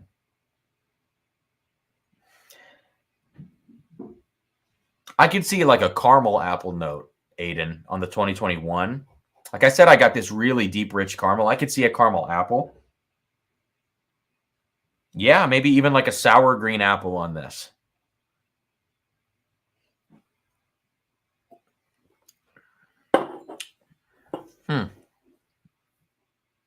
Well, I don't need to belabor that, but both interesting. There's a reason that my Michter Sour Mash is down here. Like, I actually really like this bottle. To me, it confuses the shit out of me in blinds. You know, sometimes I get a banana note. Sometimes I just get a really watery, almost IW Harper 15 kind of profile from this. So it totally confuses me in blinds. But I got to say, Sour Mash I love. Shanks is a little more peculiar because of that aged cheese note on there, for whatever it's worth. Just that funkiness in the glass. Bomberger's certainly the most approachable between Shanks and Bombergers. That's definitely the most approachable one, and probably more accessible to a wide audience because of its fruity, candied notes, you know? All right. Whew. I've got a lot of things around me here. A lot of different things I need to try before we jump off this evening. And of course, I have to draw for the giveaway, which is going to be those 1 ounce samples. So again, we got that banner scrolling below here, right there. Every $5 super chat enters you to win these 1 ounce samples of all of the Michter's special releases, plus Shanks, plus Bombergers. So get those super chats in. I'm going to draw that fairly soon, in about 20 minutes. So there's that. All right, let me find these pours here.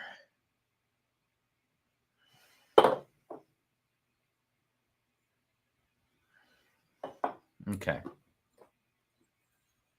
We have so much whiskey poured out here that I have to get some clean glasses and do a couple of experiments. Give me just a second, guys. We'll get going.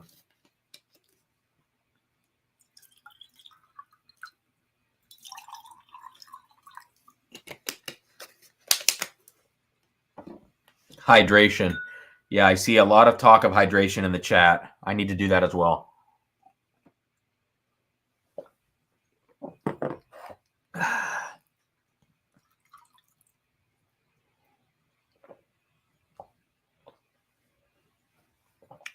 Little spillage.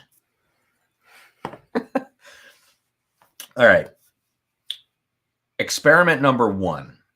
I want to do a blend of Michter's 10-year bourbon and Michter's barrel strength bourbon, because I think these things might even each other out. So that's the first thing I'm going to do, and then I'll let it sit for a second.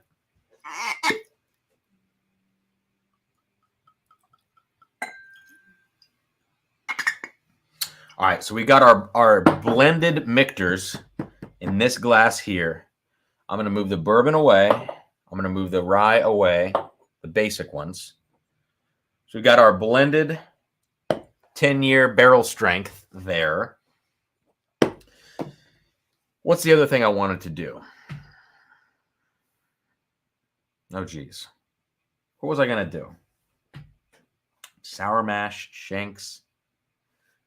There was some other comparison with the bourbon that I wanted to do. I thought the Michter's Barrel Strength Bourbon. Maybe I wanted to water down the Michter's Barrel Strength Bourbon.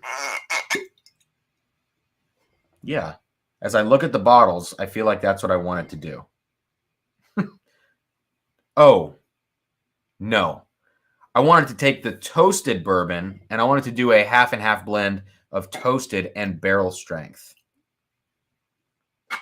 Let's do that. So a half and half blend of 10-year and barrel strength and then toasted and barrel strength.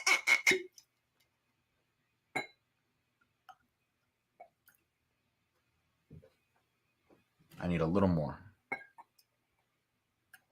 Okay.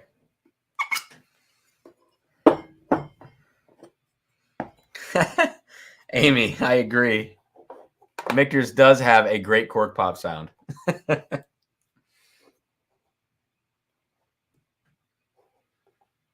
You guys talking about Brora, man.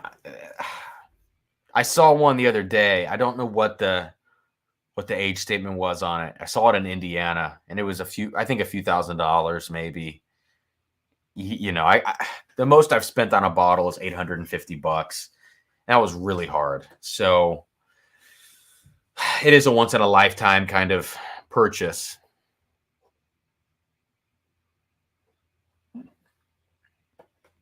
What's up, 21090? Cheers to you. Good to see you. Richie, this is a really great question, man. I absolutely taste better before dinner. If I have anything on my palate, I really suck. And this goes for a lot of things. So one, I've talked about it on the channel before, that when I go outside, my nose and palate go to shit unless it's scotch. I can smell and taste scotch outside. American whiskeys, it's really hard for me to smell and taste those outside. After a shower, I need quite a bit of time for my nose to come back after a shower because it's just been influenced by so many smells. And the soap that most of us are using to shower with it's considered like detergent, technically, unless you're using like all natural type stuff. It really messes with my nose. After dinner, if there's anything like, for instance, if you get like onion straws on a burger or something, I'm done for the rest of the night. Or if I eat raw onion, I'm done for the rest of the night. I cannot truly smell and taste after that, like in an analytical way. I can do it for enjoyment, but not anything analytical. So I have to be very careful. And then brushing my teeth, obviously after you brush your teeth or mouthwash, anything like that, I need hours before I can go back to smelling and tasting anything. So, kind of is what it is. Oh, shoot, man. 21090 coming through with a $20 super chat. Cheers, my friend. Hope you have a wonderful holiday, and I hope the same for you. Thanks for the super chat. It means it's so great. It's after being gone for so long here on the channel, to just be back doing this feels good. To see support. I know there's only like 30 people in here. That we used to get streams of 70 and 80 and 100 different times. Just to see anybody hanging out after taking a break, coming back and being, honestly kind of flaky to some degree, which sucked, given the circumstances. To see any support, let alone a $20 super chat, it just means so much. So I just got to say thank you guys for the support and everything else. It really, really means a lot. And yes, of course, anybody that jumps in here, subscribe to everybody's channel and give their videos likes, check their stuff out, of course. All right. So let's start first with our blend of the toasted barrel and the barrel strength Michter's bourbons. All right. So this maintains the high alcohol feel of the barrel strength, very intense spice, almost a little bit of ethanol in there. But you're getting that kind of that marshmallow note from the toasted barrel bourbon. And I did my best to do these as 50-50 blends. They're not exact, but wow. Before I taste it, let's go to the barrel strength and 10-year half and half blend. Oh, wow. Oh, wow. They both sting your nose a little bit. That barrel strength bourbon is nothing to mess around with. Wow. So amazing vanilla and oak presence on the 10-year barrel strength blend. And then amazing marshmallow and sweet pie crust notes on the toasted barrel strength blend. Let's try the toasted barrel strength blend first.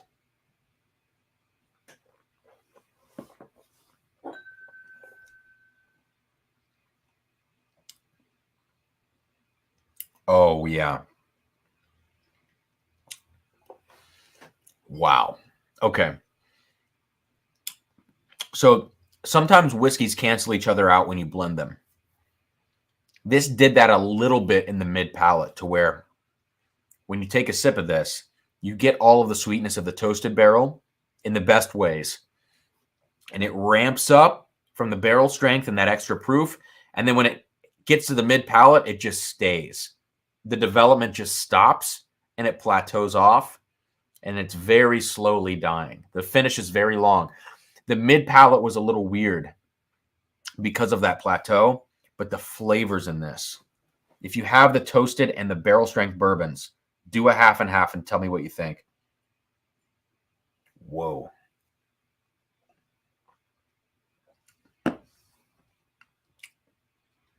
That's pretty awesome. I think it helped both of them out, to be honest with you. I really do. The finish is the star of that.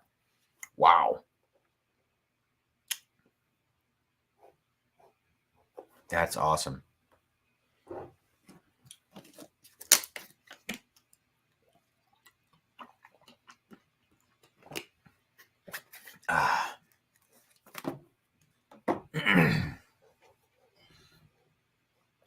All right. Just trying to catch up on the chat.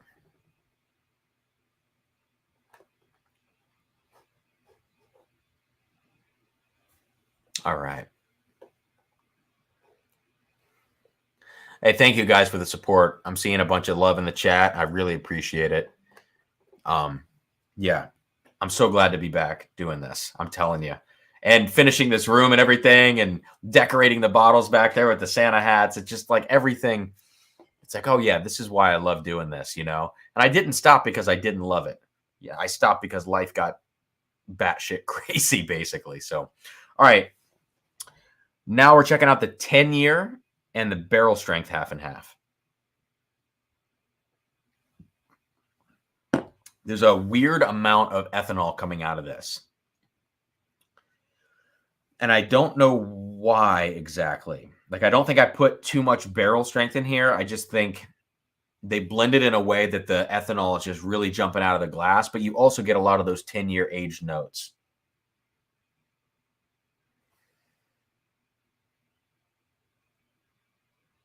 Yeah, wow. That leather is really coming through here. People like to say worn leather, and I think I know what they mean.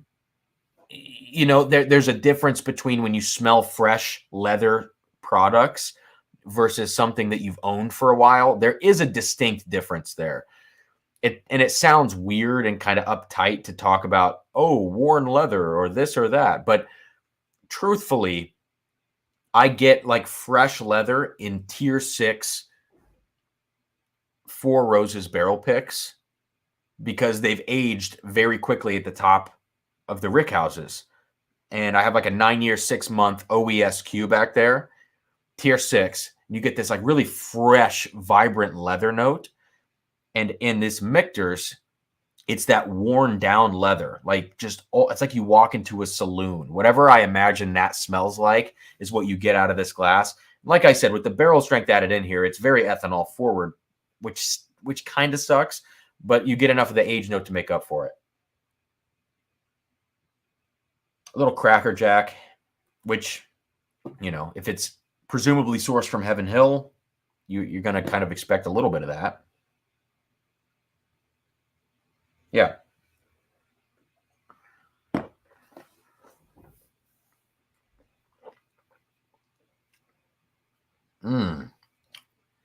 Oh, yeah.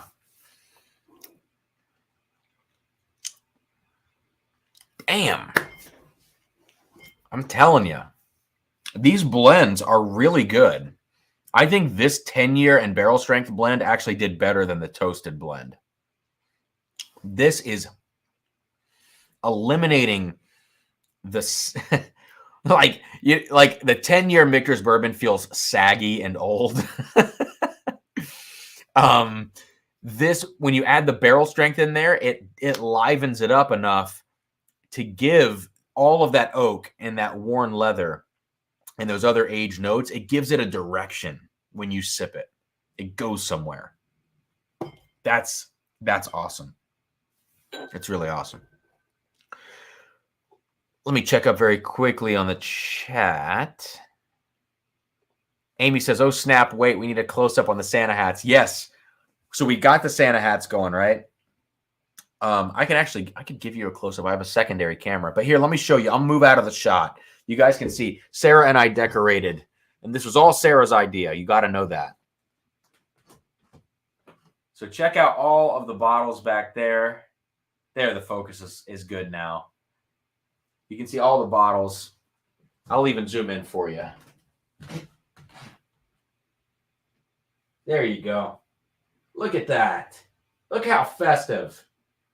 I mean, dang. Okay.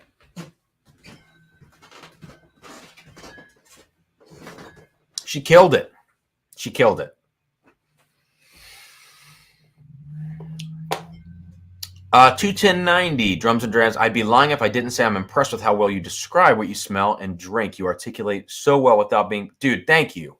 Man, I see... This is something that means a lot to me. And I cannot tell you, I sincerely appreciate you saying that, because I think there are so many levels of that, right? And when you're tasting whiskey, or you're tasting wine, or you're tasting food, any of these things, it's not just about talking about what you're tasting, because you can say it in any flowery terms that you want, or you could say it in the most hillbilly terms that you want. One might be really relatable, the hillbilly stuff, but there might be no detail to it. And in the most pretentious flowery terms, you might say what you're smelling and tasting, but it might not be relatable in any way. And so I really think so much of what we do with Whiskey Tube or tasting beer or wine or whatever is about relatability. It's really about education. And it's not that we're necessarily teaching. Like, I don't consider what we're doing to be teaching people, unless you make a video about teaching how to smell and taste. But I consider it to be using the skills that you learn by teaching. Like my first degree was in music education, and I love to teach. And I think a lot of communication skills come from that. And one thing you have to think about when you're going through that process, and I don't mean to get on a soapbox, so I really apologize. But the one thing you have to think about is how you can differentiate what you say to a variety of people. So you try to say the same thing like 10 different ways. Realistically, you might talk about something 3 different ways. I get candied strawberry, I get some red fruits, or I get, this a light quality. You could say it in a lot of different ways, but you're kind of saying the same thing. And I think that just communication skills or education skills really help with that. So one thing I've always wanted to do with my channel is be relatable. Like, I don't want to be a pretentious asshole with how I talk about this, because really quickly this can turn into that, And I don't think we really have a problem with that on Whiskey Tube. Like, there are very few people that go into it and you go like, man, I'm not feeling where you're coming from. I think by and large, most people that are doing this on YouTube and have these channels are pretty darn relatable. So it's just, I appreciate your comment, man. And I don't mean to, again, go on a soapbox, but it's something that I've really thought about. And so to get feedback like that is very important for me.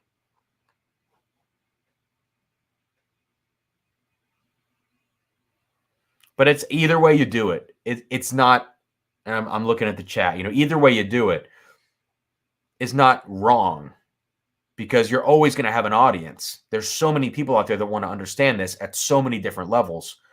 My goal in particular, especially now as the channel comes back, I've had time away to watch my old videos and evaluate where all that was, what I was saying, how I was saying it, the fact that I never want to do a 22-minute video ever again. And you realize, like, you need to say this to as many people in as many ways in as short of time as possible. And that's where the punchline is, you know?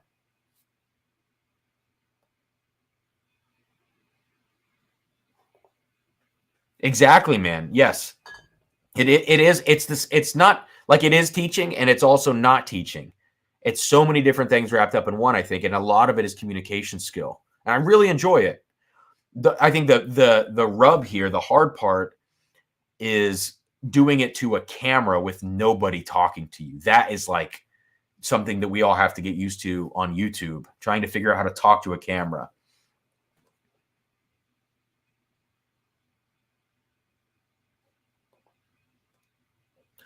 And, you know, this comment, Barn Door, like, it's so easy to go there. You know what I mean? It's easy to go hyper analytical and to really just go flowery. I like to call it, you know, being flowery about your descriptions.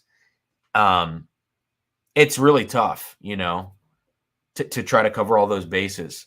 And so I think that's like the and I don't get me wrong. Like, I'm not saying I do it at the level that I want to do it or I do it well. I'm just always trying to continue taking steps to get there, you know? I love this. I ate it. I love it.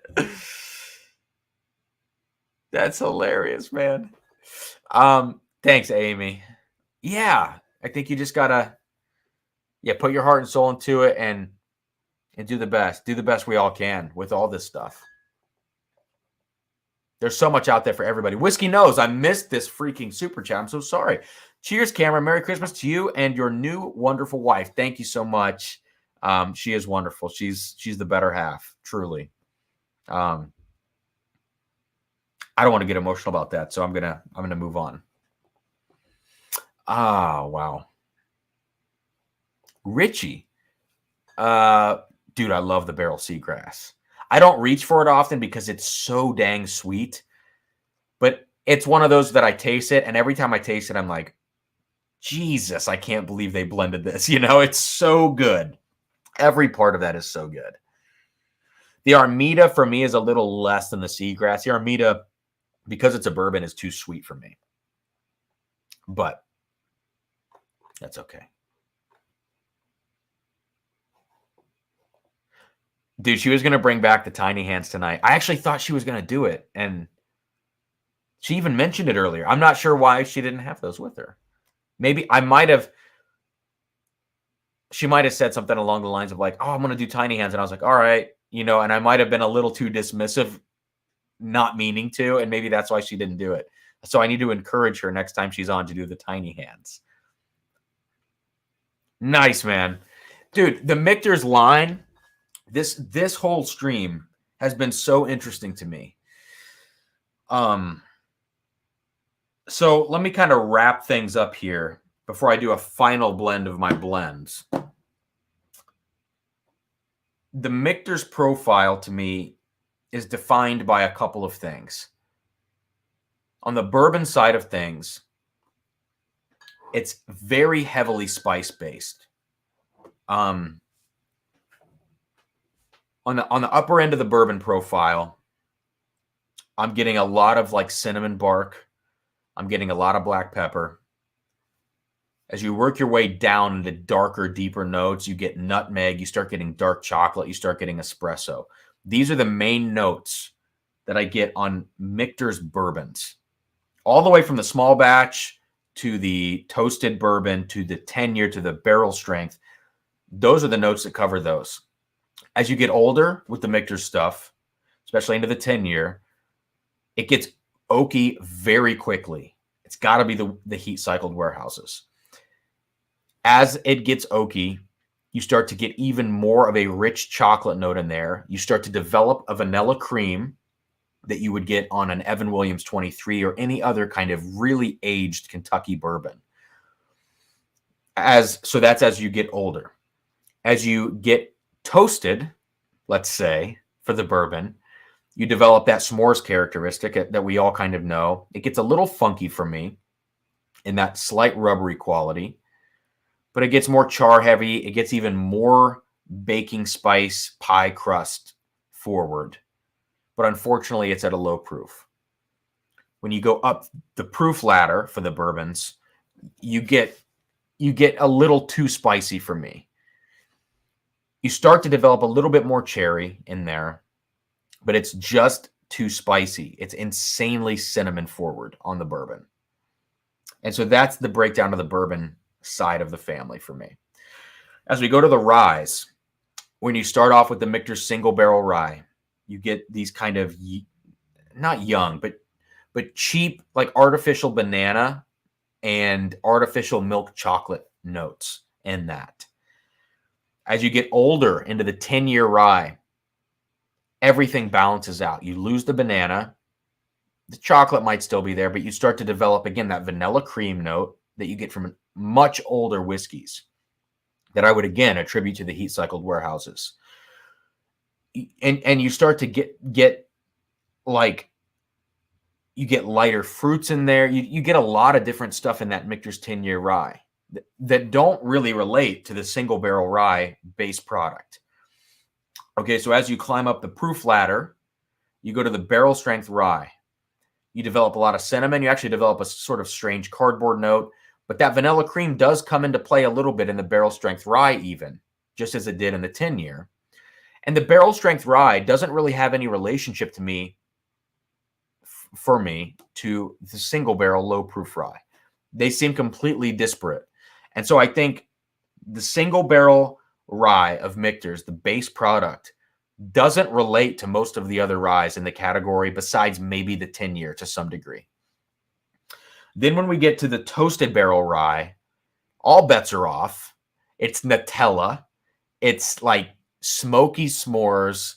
It's, again, a little bit of that like rubbery funk, which I would attribute to a burnt quality, like Sarah called out, that burnt marshmallow.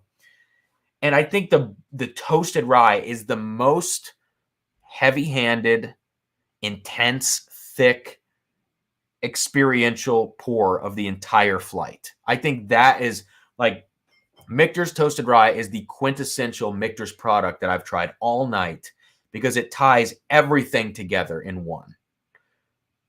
I would say that. I think the most balanced product of all of these has to be this, the 10-year rye. And, on the bourbon side of things, I would give the edge to Bombergers over everything else. I have a proclivity to go towards over-oaked and aged things. I personally love the 10-year, but I understand why this is not a favorite for most people because it is a little watery. It is a little dry and grassy on the back end. So that's kind of my Michter's breakdown. And then when you get into the weird stuff, the Shanks and the Sour Mash, which are both sour mash whiskeys, once you get into these, they're not necessarily equals. The Shanks is a superior pour, but they both have their place. And I'm not going to say that the Shanks blows the sour mash out of the water because the sour mash is like the summer whiskey for me. I love this stuff, and that's why I've put a dent in it. And the Shanks, with its aged cheese note, which is a weird note, it's strange. It's a little challenging, but I like it more tonight than I've ever liked it. And maybe that's because I'm really enveloped in that Michter's profile this evening. And I think that's my breakdown. I think that's it, I agree with this. I think the ryes are where they shine. The rye helps the balance of what the bourbon tends to go more towards, like just harsh cinnamon.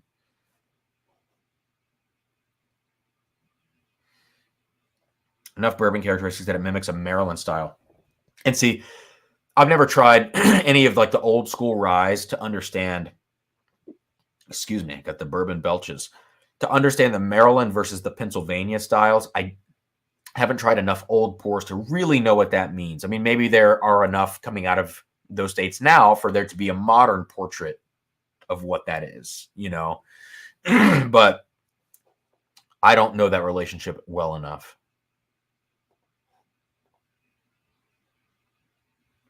Amy, I still have that sample back there. I love that. Elijah Craig 18.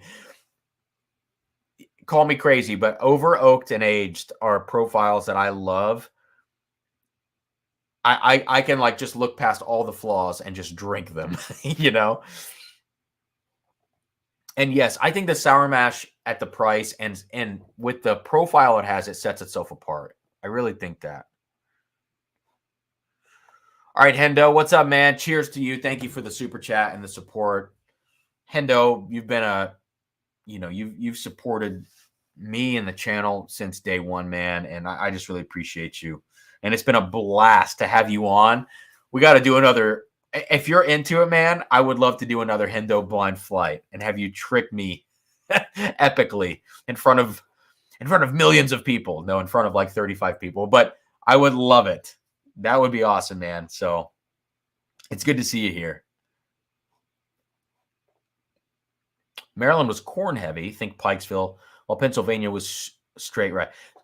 So those are two that I have had. So Pikesville, obviously I've had the modern day Pikesville, which, yeah, the barely legal rye thing, you know, I'm into that, certainly. And then the Dad's Hat, dude, I had a Dad's Hat cask strength pick that a buddy of mine, Jared Riley, actually, who is a patron of the channel, he let me try his cask strength Dad's Hat.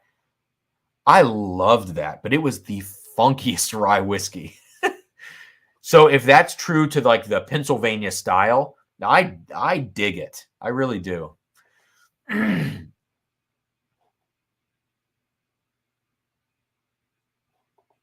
Yes, I think I give these others a try. Absolutely. Hendo, man, it would be great to do it again. If you're into it, if you're not, no pressure, no worries. But you know, I'd love to get back into a classic Hendo blind flight.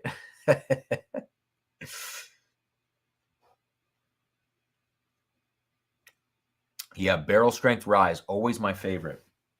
Such a weird one for me.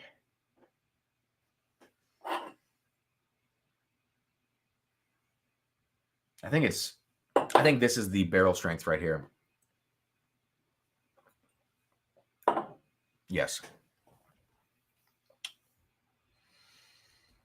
See, I think for the barrel strength rye with Michter's, because it's so bourbony, it's so close to bourbon, there are so many other barrel strength bourbons that I'd rather have.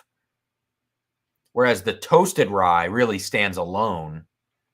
And I think that one's more worth it. I don't know what it is, but Bomberger's as a close second. The Bomberger's shocked me tonight.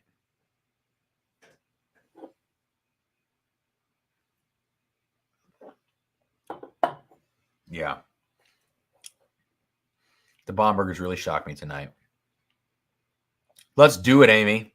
Let's do it. I've got to get back to the blind flights. Next week is probably a little soon, especially with the holidays and the shipping delays, all that. Maybe the week after, we could start doing some blind flights. I'm going to think about this. Ooh wee! Yes, they do hit different. The little Mr. Poopy Butthole. I don't know if that's what the reference is, but I hope it is. Mr. Poopy Butthole. I always walk into the other room with Sarah and go, ooh wee! DC, are there any peated ryes? I don't know. We can make one, but I don't know. Okay. Last thing I'm going to do, we're going to draw.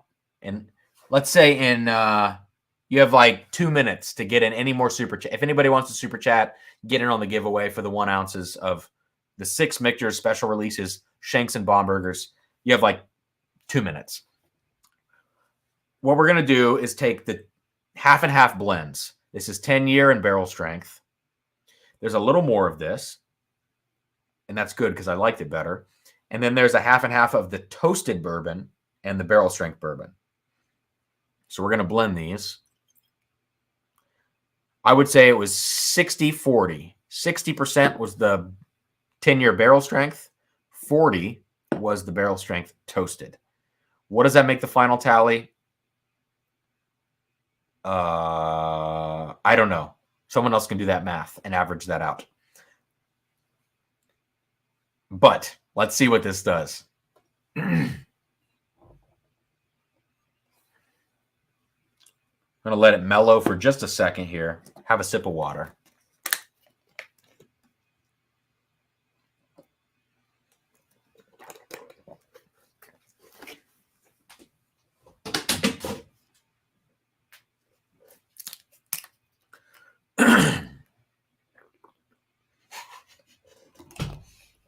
JG is killing me. That's not what I meant, Jay. I was talking about what percentage of that would be the barrel strength, what would be the 10-year, and what would be the toasted. Oh, yes, it was 100% at the end. Oh, my God. That's funny.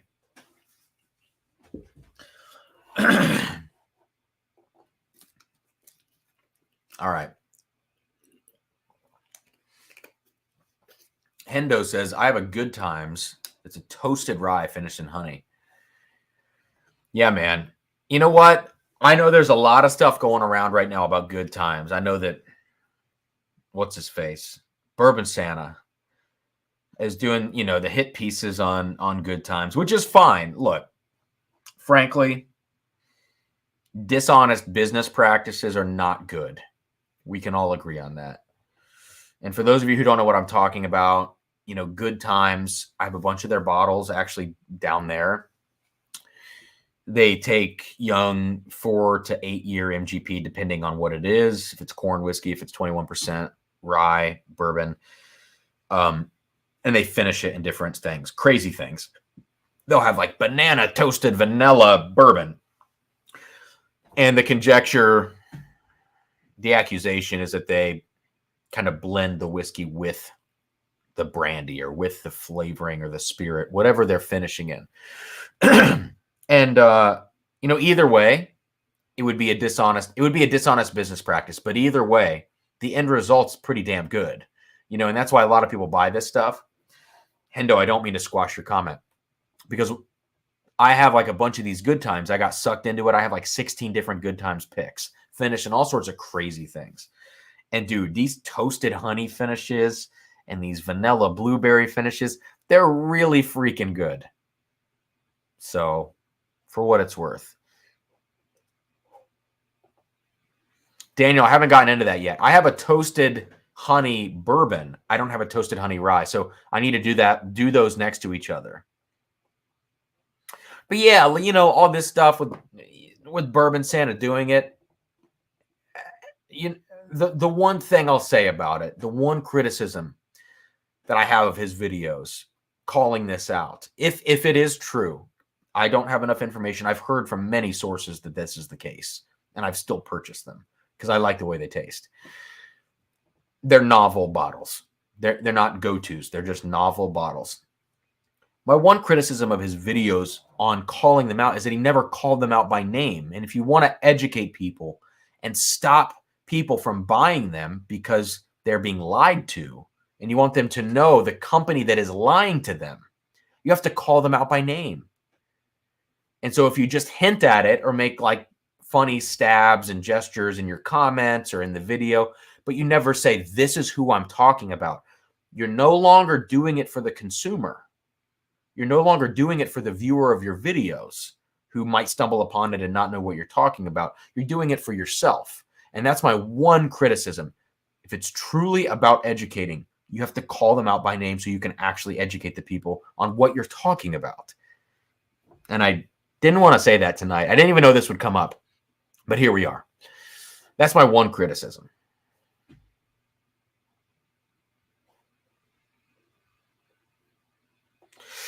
And this is a good point.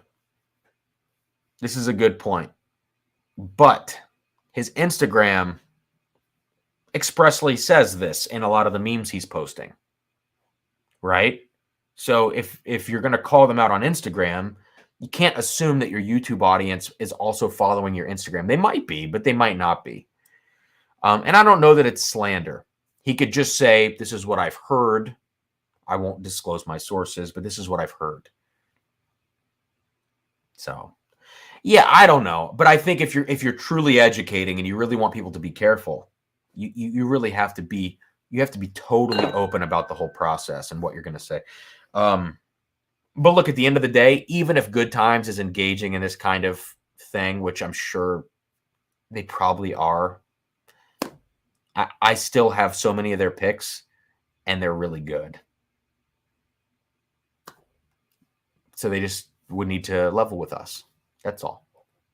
Sorry, I don't mean to devolve here. Let's taste the final blend of this evening, guys. All right.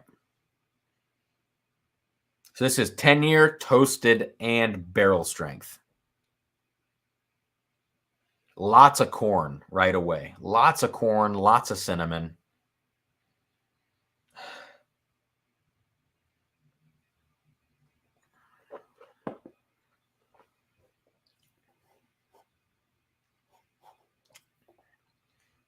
Amy, I'm with you. That's exactly, like, if it's good, I'm fine with it. Secondarily, like, if it's good, we're good. But are you being honest? That's like the next question. I don't know that that's the first question. As long as, like, what you're putting in the bottle isn't going to kill me. Like, okay, question 1. Is it safe to drink? Right? If yes, is it good? Okay. Thirdly, is it honest? You know, that's where I place the priorities there. Some others might put honesty first, and that's fine. That's completely understandable. That's like a very moral standpoint on the issue, I think.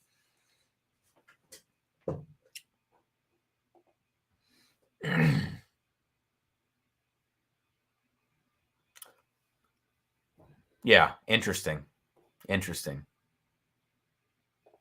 What's up, Trev? Good to see you again, man. What's up?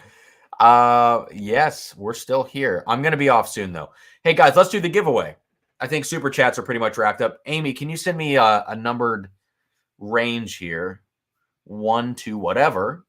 And we're going to have 2 winners tonight for 1 ounce each of the 6 Michter's releases, Shanks and Bombergers 2021.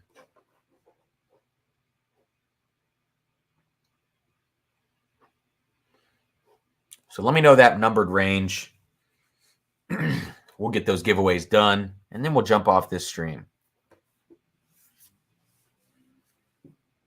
All right, back to this blend.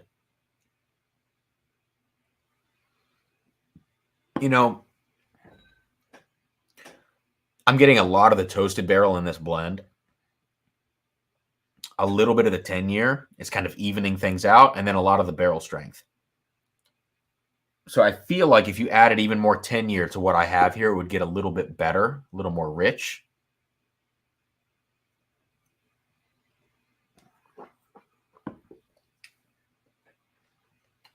That's actually a pretty darn good bourbon, even as it is. Yeah. I think the fact that I'm even thinking about blending the bourbons, the Michter's bourbons, to make them better means that they need more work than the ryes. So all that tirade I went on earlier about breaking all of this down tonight, that's the simplifier. We've got to mess with the bourbons to make them good. The ryes are pretty damn good on their own, you know. Amy, magic numbers 1 through 29. Awesome. All right, let me grab my phone, which was on the floor, I guess. Let's see. Hey, Siri. Pick a number between 1 and 29. A random number between 1 and 29 is 13. First number is 13. Amy, let us know who 13 is. Let's do it one more time. Hey, Siri. Hey, Siri. Hey, Siri. Oh, come on. Hey, Siri. Pick a number between 1 and 29. A random number between 1 and 29 is 15. And 15. So we got 21090 is the winner of number 13. And who is number 15? Let's see. I know we got to whip Siri into shape here. Come on.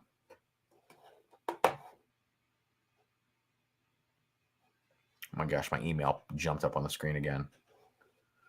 Yes. All the Michter samples. All right, congrats. And Jeff Perkins. Nice. All right.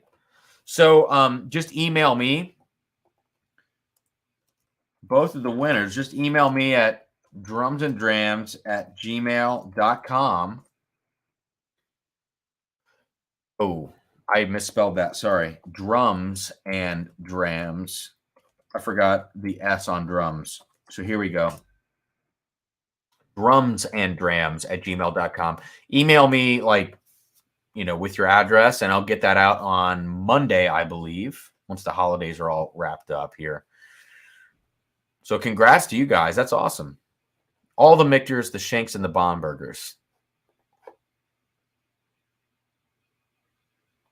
Sweet. All right, guys. Well, look, it's been a fun stream. I'm so glad Sarah could jump on at the beginning, and we got the room decorated, all Christmased up. So what I'm going to do tomorrow morning, early, unfortunately, is record my Midwinter Nights dram review.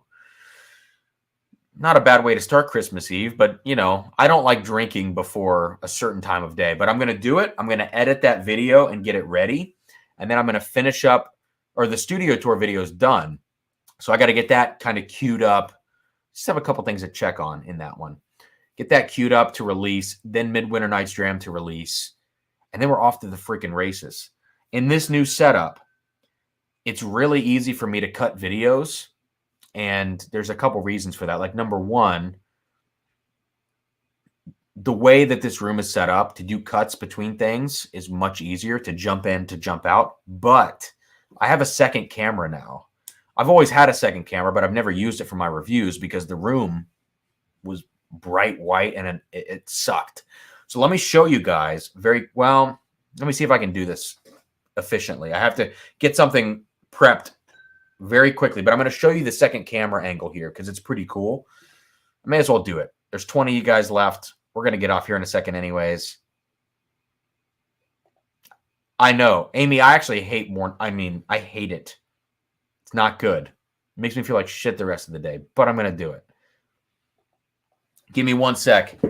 I have a camera bag up here. I'm going to grab something out of it very quickly. All right. Actually, I don't think I can do this right now. I'm thinking about the cables I have available. I don't think I have the right cable here. But anyways, the point is, awkward segue. My HDMI to HDMI micro cable is in the basement, so I can't do this.